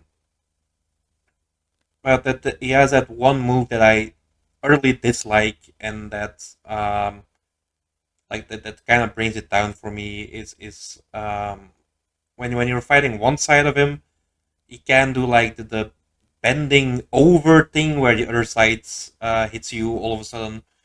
I kind of hate that move, and then I never really look forward to fighting him. He's just there. Um, but yeah, it's an enjoyable enough fight, but I don't give him a second thought really. Sin? Hang on. Do you want that full series tier list you use for game in the series, but you could use it for each game since they're clearly separated visually? Um, I think I'm good, Shake. Like I got all of the rest of it. It's just weirdly enough, with this, like I can add it basically, but I'm not gonna spend time now like adding it. It's fun doing it like game per game. I feel at least. I hope that everyone agrees with me. This is, by the way, the point where Killah and Doc were supposed to say like, yeah, it's fun doing it game per game, but apparently not. You had it. You nailed it. Is the thing. Yeah, thank you. Sin for me, I'll give that an S. I think it's cool. Cool dragon fight. I think it's fair. A little, maybe if the AoE or the lingering effects were a little shorter, that'd be better, but I don't think it, like, yeah, I don't think it hurts it that much. Yeah, cool moveset, cool moves. He looks cool. Yeah, pretty much it. It's a low S for me. Same for me. I don't like the acid damage, but it's not a massive issue. I generally like the boss visually quite a lot. I like most of its moveset. I think the arena is kind of quite cool. I also like the fact that you see it right at the beginning of the DLC as you approach the area, and then you kind of wonder where you're going to fight it. Then you see it at the bridge again when it torches the enemies. And then you finally end up fighting it in that arena. I think that's very nice sort of foreshadowing by the DLC devs. Great run back too. Yeah. Fortunately, a great run back. Certainly, in DS2 we have to thank our lucky stars for that. I would say, in fact, outside of Midir, Sin is probably my favorite dragon in a FromSoft game. Dragon boss, that is, in a FromSoft game. So yeah, I would give it an S as well. High D. High D. Yep. Did you say D or B? D. No, he said D. D Oh as my in God. Are you describing dragon. what you're sitting on, or what you're going to rate the boss? No, he's saying B as in boobs. No, D as in dumb Oh my God. dragon. Like, you're dumb is what the D is for. Okay, cool. Disastrous dragon. Ain't no way, bro. Yep. Ain't no way. Yep. I hate that fight. I hate the fact that there's a bug in the fight which breaks weapons so fucking easily. And That's not a bug. That's a feature of the fight. No. It's been on record that it's a bug. It's not a feature. It's an unintended bug. And they've had so many years to fix that, and it's still in there. And I mean, the fact that it's like a poisonous dragon, yeah, sure, nice. It's a poisonous dragon. We haven't had that before. And that's I know that sounds sarcastic, but it's not. We actually never had a poisonous dragon up until Sin. It's it has like a BS moveset with the whole rushing thing. It spends half the time running away from you. It's trash. It's utter trash. It has a nice design. That's why it's not an F tier. Yeah, I'm flabbergasted personally. I think that's a terrible take. No, it has a trash moveset. It spends half the fight running away from you. It has a bug that breaks your weapons the moment it makes contact with its skin, and it's It doesn't break it immediately. well, no, it breaks after 3 hits. No, but I mean, I hit him a lot more than 3 times and it doesn't break. Yeah, Same. things But, like that. There's I think you're supposed to hit him in the head. no, Yeah. it also breaks on the head. The thing is with it's like a bug, but it isn't true for every weapon class. Like apparently daggers and long swords don't have it, but almost everything else does. Like even with a bow, Rapiers must not have it. Even then, I think D tier is nuts. even bows break against him. Explain that one to me. Yeah, that doesn't bring it to D or F tier. That's like, no way. oh, okay, I need repair powder, which is plentiful. You can get as many of them as you want. That's like a Or with light first mode fight just quick annoyance. weapons. Yeah, I just don't like the fight at all. It has a bullshit move. Like everyone's always, and I've said this about like another boss as well that keeps running away. I mean, everyone is always shitting on Elden Ring for well on Elden Beast for running away. Sin does the same fucking thing. Okay, Sin does And that then a he lot less, and he also stays down a lot more, and he doesn't hit you with AoEs while he's staying down. and often he closes the distance and Yeah, doesn't get yeah, as far away.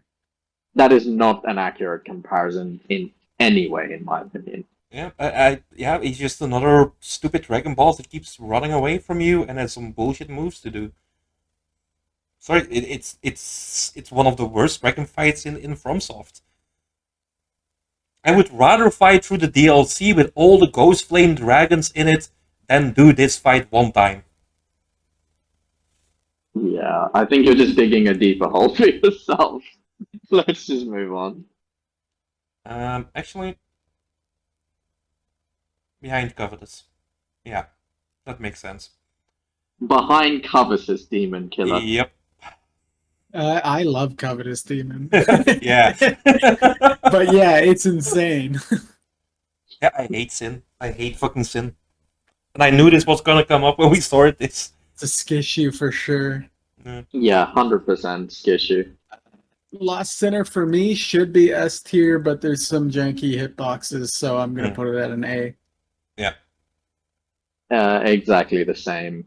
And I do like the light mechanic. I want to just I like that. That's kind of cool. Yeah, that's really cool. Yeah. It's one of those things where it's a puzzle, but it's like easy to figure out. It's not obscure. There's these doors on the side, and you can kind of see into it as well. So Yeah, I also like the fact that you can miss it.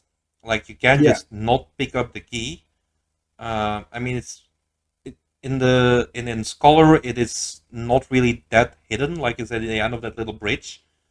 But like in the original, it was like a whole thing in order to find the Bastille key. Like now they've made it so much easier that I think like in Scholar it's harder to miss the key. But like back in the day, it was yeah, fuck it. It was hard to get that key out. But yeah, Yeah. solid boss, solid moveset, A tier. Yeah. and it's not even that Smelter hard to Demon. fight her in the dark. No, it's not. It's not. Uh, yeah. Like Is it? Skeleton Lords is basically next. But yeah, like we already had it, and I see Yeah, Blue Smells let's call Demon. it. Yeah, Let's call it. Yeah, let's call it Luddenzollin and put it in F. Even though I don't even hate Luddenzollin that much, they body block each other, so it's not as bad as it seems. honestly, I want to call them Lutsalon, gang fights, well, the gang NPC fight, and Blue Smelter Demon, all three together in that Skeleton Lord, and just put it into F tier. Yeah, I think all of those are D's if you don't count the runbacks. If you do, then yeah. Yeah, F is fair. Luddenzollin in any other area would probably be a D tier, but because it is, at the end of the worst area they have ever created with no bonfire and the worst enemy type they've ever created, you got to give it an F. Yeah, I'm fair with that one, representing all three of those as Fs. Yeah. Like the thing with Smelter Demon, with like Blue Smelter Demon, is just the But fact. here's the thing, with well, we'll talk about Blue or Smelter Demon, and it kind of applies at the same time. But Yeah. I like Blue Smelter Demon's attacks better now that I've fought it. I like it better. Just the run back is terrible, and it suffers from the same thing that Smelter Demon does. I feel that Blue Smelter Demon's delay, or like that they're like a little bit delayed compared to normal Smelter Demon, which They're very different, but I don't know. I like that after you kind of have to pay attention to it. You still know, and there's patterns to which moves they do, but I think it adds some difficulty in it, which is nice. It just suffers from different things. I don't know. Yeah, those three were basically the optional fights of the DLC. Let's Allen, Blue Smelter, and Gang Squad. And all three of them just have like such a horrible run back or just horrible bosses to deal with. Yeah. Yeah. 100%. And then for Smelter Demon, this one pisses me off because it could have been so good. It's just that automatic damage is unacceptable. Everything else I love. I love the way it looks, love the move set. It would definitely be an A, maybe even an S, but it's probably a B. And that might be generous. I just don't like the automatic damage. It's stupid for melee characters. Yeah. Fighting him with a bow is, I don't know, it's not that bad in hit list, but you shouldn't have to do that, in my opinion. Nope. Same for me with the B, and I would also make note of the terrible run back. Oh yeah. I don't think anyone's favorite area in Dark Souls 2 is fucking Iron Keep. And then the fact like the good thing is like Smelter Demon is an optional boss. But even when you avoid him, it's going through the entire section without a fucking bonfire. So he is kind of like mandatory if you want to have an easier time. But it's just such. I don't like the fight. I don't like the automatic damage. Like when you get hit in the combo, and it's like it's three swing combo. If you get hit by the first one, you're gonna get hit by all three attacks, and it's just such fucking bullshit. I think it might just be an ADP issue as well. As Glenn also points out, the arena is too small. I put him in a slightly bigger arena, and it might have been a better fight. Like it doesn't have to be the arena size of Lost Sinner, but just like a slightly larger arena. I'm okay with the arena size. I feel like it feels smaller because of that automatic damage. If you're able to stay closer to him, I don't think the arena would seem as small.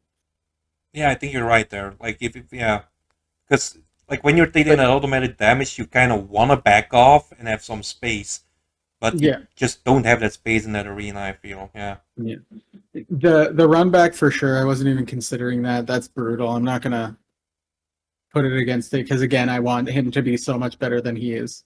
Yeah. So I'm being biased, but if they would have made that bonfire, you know that area like right before them, or like when you get to that section where the two guys are up top, if that room had a bonfire, then that would have been good. So you can just go from there, go up top, and then you have a couple of guys to deal with instead of fucking 10. Yeah, if they'd done that, I think I might have even actually put the boss in A tier, because while I share some of your concerns, Killah, I feel like generally I enjoy the fight, but it's just that run back is so oppressive. I think with like the bonfire issue, if they made the bonfire from the rooftops, what is it, Belfry Soul up there?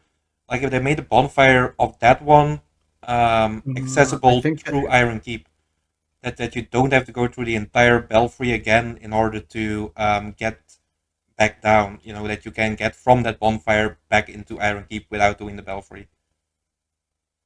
I think that's kind of the same thing. It's not much better if you think about the enemies that are on the way.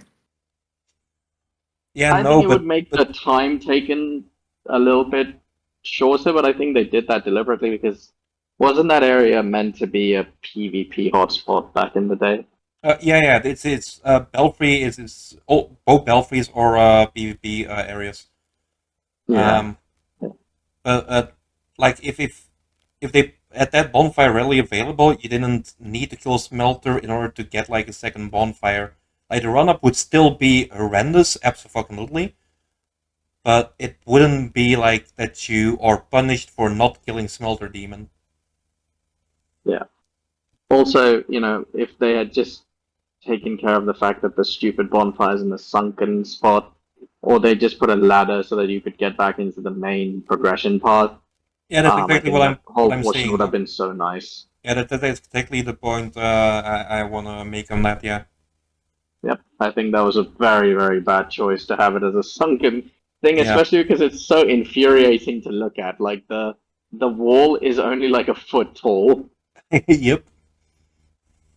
I mean, for me, it's D tier. D, I think, is very low, but It's I not out of care the so much question for about. me. Yeah, I disagree, but yeah, yeah. I can see Also, I it. want to get to Yeah. DS3, so at this point, I don't care. Sneak whatever you want by me. Demon of Song, solid D tier. Like it's such a fucked up fight. I hate that fight. Uh, I'll go B for that. B? Yeah, a B. I think it's. Here's the thing. I think it's a cool design, even though it looks horrendous. It's like that's kind of the appeal of it. The thing that brings it down is its moveset is not the greatest. It's not the worst, but it's really annoying when you dink off their foreskin. But I don't know. I think it's cool. Even it's I don't know how to describe it. It's so ugly that it's appealing. yeah, I would give it a C tier personally. They tried something new yet again. Didn't really come off particularly well. The moveset is generally quite boring. I think the only thing you really need to watch out for is when he gets up and then falls down like a pile of rocks. That ends up doing a lot of damage. But outside of that, none of his attacks do too much damage, nor merit too much caution. I think it's a inoffensive C. Yeah. I just I don't like the move set. Like it is a nice gimmick that it's kind of shields his face every so often. But I feel like the openings that he leaves there aren't big enough to really punish him severely. Like even with like the whole slamming thing as well. It's inconsistent. Like some of his slams are two swipes basically. Some of them are one extra one where he uses both arms instead of just the one. He goes left, right, and if you're lucky, he doesn't do the third one. If you're unlucky, he does the third one. Like make up your fucking mind. I just yeah. And if he and the thing there where he stands up and slams down, it just covers the entire arena in a straight line in front of him. It's I don't like any attack that basically covers your arena. Like we will see this with Dark Souls 3 as well. Like there's some bosses in there that use the same thing, but I don't like attacks that just cover the entire arena there. So yeah, I'm saying D tier. Twin Dragon Riders for me is D. Mm, I can definitely see that. Same for me. Just such a anticlimactic boss at the end of, well, the partial end of the most important location in DS2 from a lore POV. Um, I also think that the devs kind of knew that it's not a great fight, which is why they ended up giving one of the guys significantly less HP than the other guys, so that you would clap him quickly and sort of move on with your life. But yeah, just a terribly, terribly dull fight and such a disappointment, at that kind of critical juncture in the game. Yeah, it's the typical thing of like a mid area boss where it's just a throwaway fight that you don't really care about. We've seen this with Vanguard, Authority, Covetous Demon, Smelter Demon. It's just they're just bad fights. Like I don't know why FromSoft did that in Dark Souls 2, where they did put just those kind of fights in the middle basically of their of the areas, and it's just bad. It's just bad. It's D tier, absolutely. Brings us to Felstad, A tier. Yeah, I'd give it S. Give it S. It's Uh, fun with the parries. He has a cool move set. He's very cool. Yeah, like I just said, the parries are cool that you can do it, and it doesn't feel as cheesy as for Gwyn.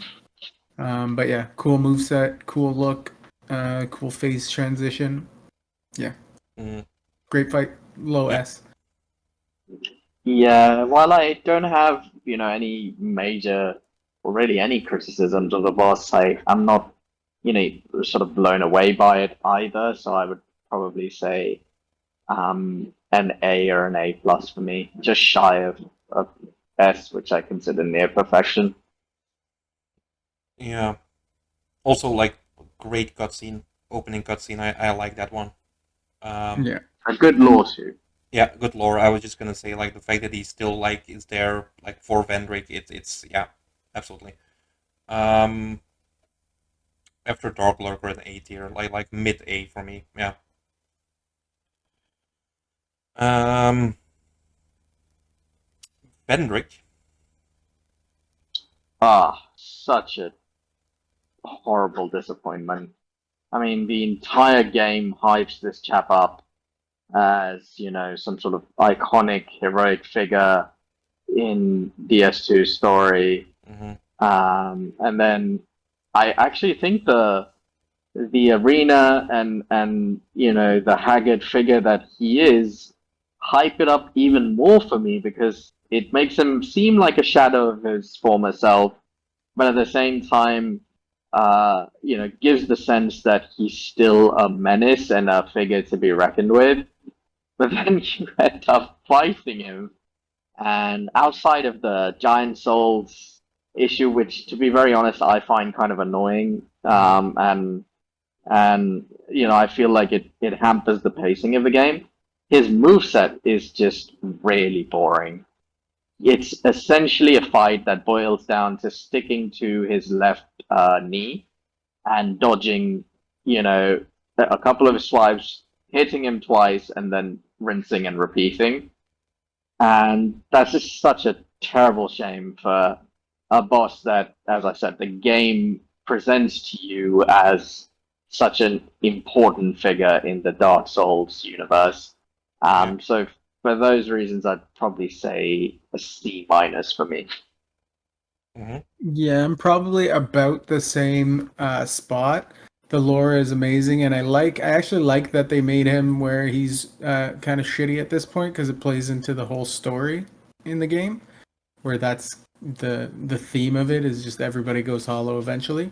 But I would have liked him to have like a phase two kind of thing, just because, like you said, he was so important, and the gimmick is terrible. Yeah. Um, I'd go C. Yeah, I agree with everything that's been said. Like, for me, it's C as well. And then the thing you point out, Killa, with like the second phase, I would have loved that if, like, not necessarily a second phase, but on a revisit to the grave, you touch the I guess armor set, um, and then you get teleported back in time, basically to him in his prime, and he just says a couple of lines to you. Like, let that be basically the phase two. Like that you actually have an extra optional fight to fight him in his prime. Like, that would have been just so fucking amazing. Yeah, that would Um, have been like borderline S tier, yeah, depending absolutely. on what they gave him. Yeah, yeah. But for now, yeah, it's just a boring fight. As Doc points out, stick to his left knee, swing a couple of times, and then even if he does like the jumping back, just rush at him again, stick to his left knee again, and then rinse and repeat. That would have It's been. Yeah, sorry. yeah. Sorry, no, go ahead. No. Just about sheep. That would have actually been a good prime example. Yeah, I think Sheep just doesn't want to fight Prime Radon in, Yeah, in the DLC. I think which is that's the very fair. Which is very fair. yeah, yeah, hard fucking fight. But like, yeah, Vedrick at his prime, it's like, yeah, he's been hyped up. We know why he's gone hollow, but I would have loved to fight him when he was like the real MVP, basically, of Dark Souls.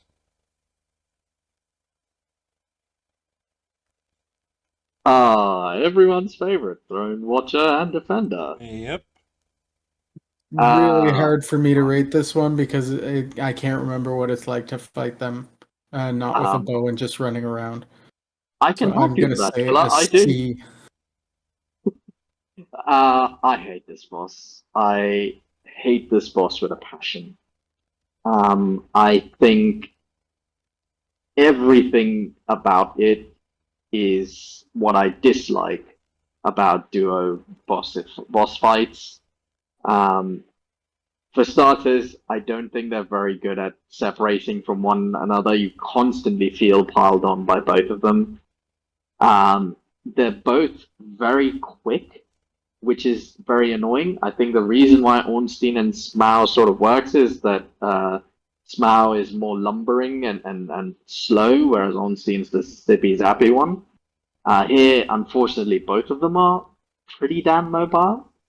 I hate that the arena has a fall threat that you can, panic roll off of, or even just roll off of, over the natural course of things. And I absolutely detest the fact that when you take one of them out, the other one can revive them and bring them back with their full HP bar. Mm.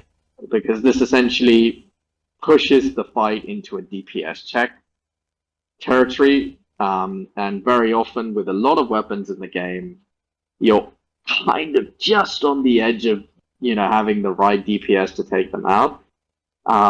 And so, if you don't get that maths right, you're going to end up having them revive each other over and over, as I did, and having to fight them, 3 times each before you end up putting them out of their misery and putting yourself out of misery as well. So yeah, I would say D plus, just an awful boss. Actually, I'd probably even go and just say D, not even a D plus. Yeah, you've convinced me as well. I'm gonna go to a D. Yeah. And then welcoming Caleb. Hey Caleb, welcome in. Hey, Caleb? Yeah, I agree fully with what's being said. Like it's a D tier. And then as Doc points out, like we haven't talked about the fall hazard with Nashandra, with Aldia, which just points out like it's the same arena, but with Drone Watcher and Defender, I feel that the fall that you can take there is actually something that could and potentially will happen.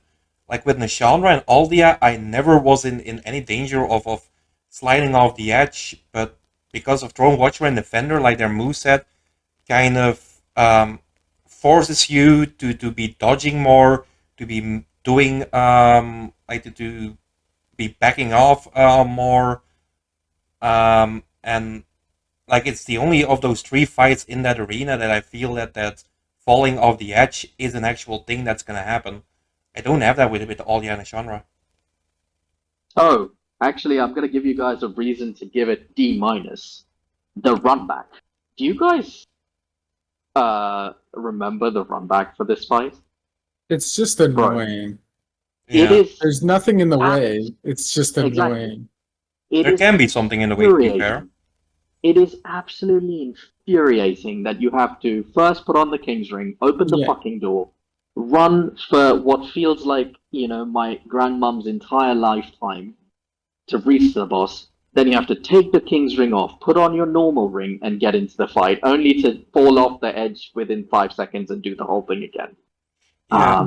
But It's criminal. in relation to DS2, that's not bad. That's a good. That's a Oh, good well, one. You see that? I mean, but in relation to cancer, I guess cholera Yeah. is better. the, But, the thing, I'm not exactly thrilled about cholera either. Yeah. yeah, the thing with the runback and then not being that egregious in comparison to other runbacks, the fact is that the runback is as long as some of the other runbacks, but there's just nothing to do in the meantime. Like there's not like you have to dodge a trap or you have to watch out for enemies. Good. It's just a boring ass run. Okay, as soon as I have to do the run once, running back after is boring. I'm not thinking about I'm enjoying this. I'm thinking about the fucking boss. If I die again, I swear to God. Yeah. All right. Yeah. Fair enough. I also want to point out that you guys said like there's nothing standing in the way. If you actually don't have the King's Ring equipped, once you enter the staircase, one of those statues is gonna come alive. So you have the Yeah. potential of an enemy.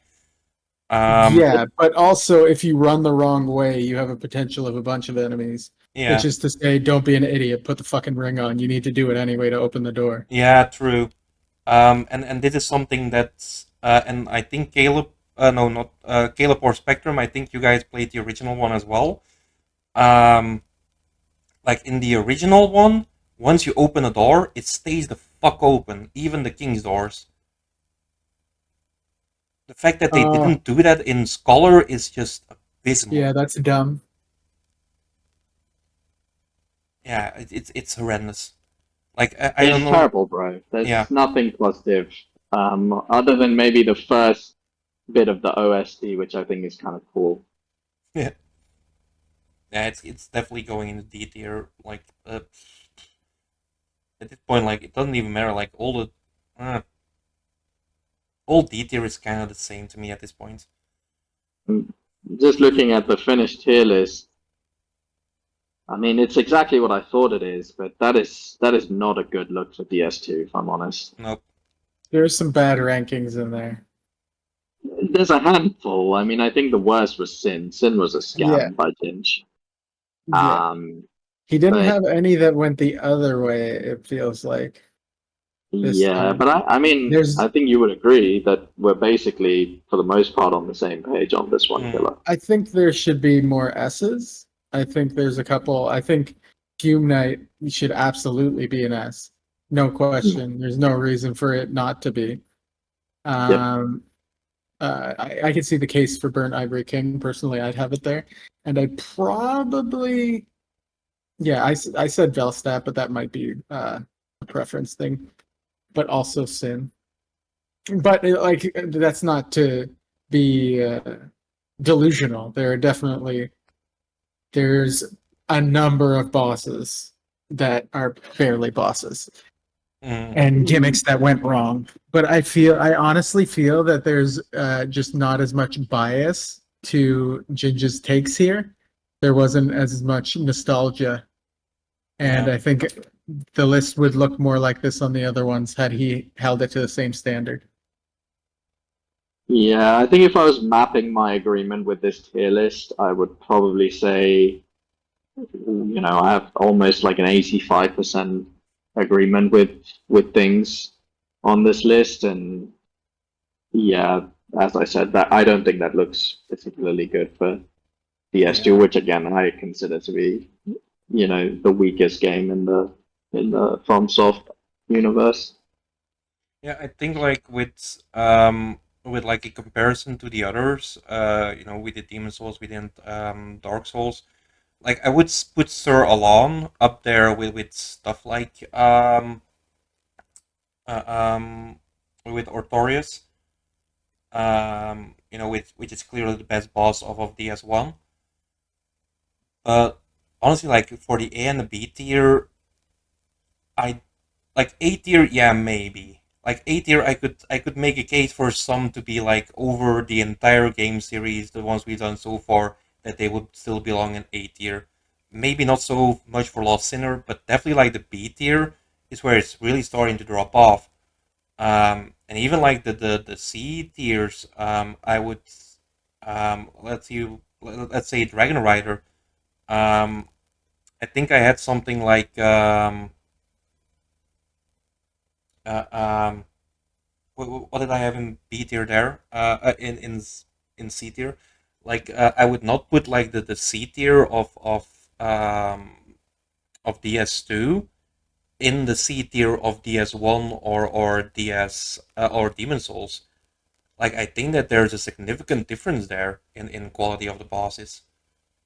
Like to me, the Demon Souls and the Dark Souls bosses that we have in the B, the C, and the D are better than what we have in B, C, and D in Dark Souls 2. I think that is a very difficult comparison to make because Yeah.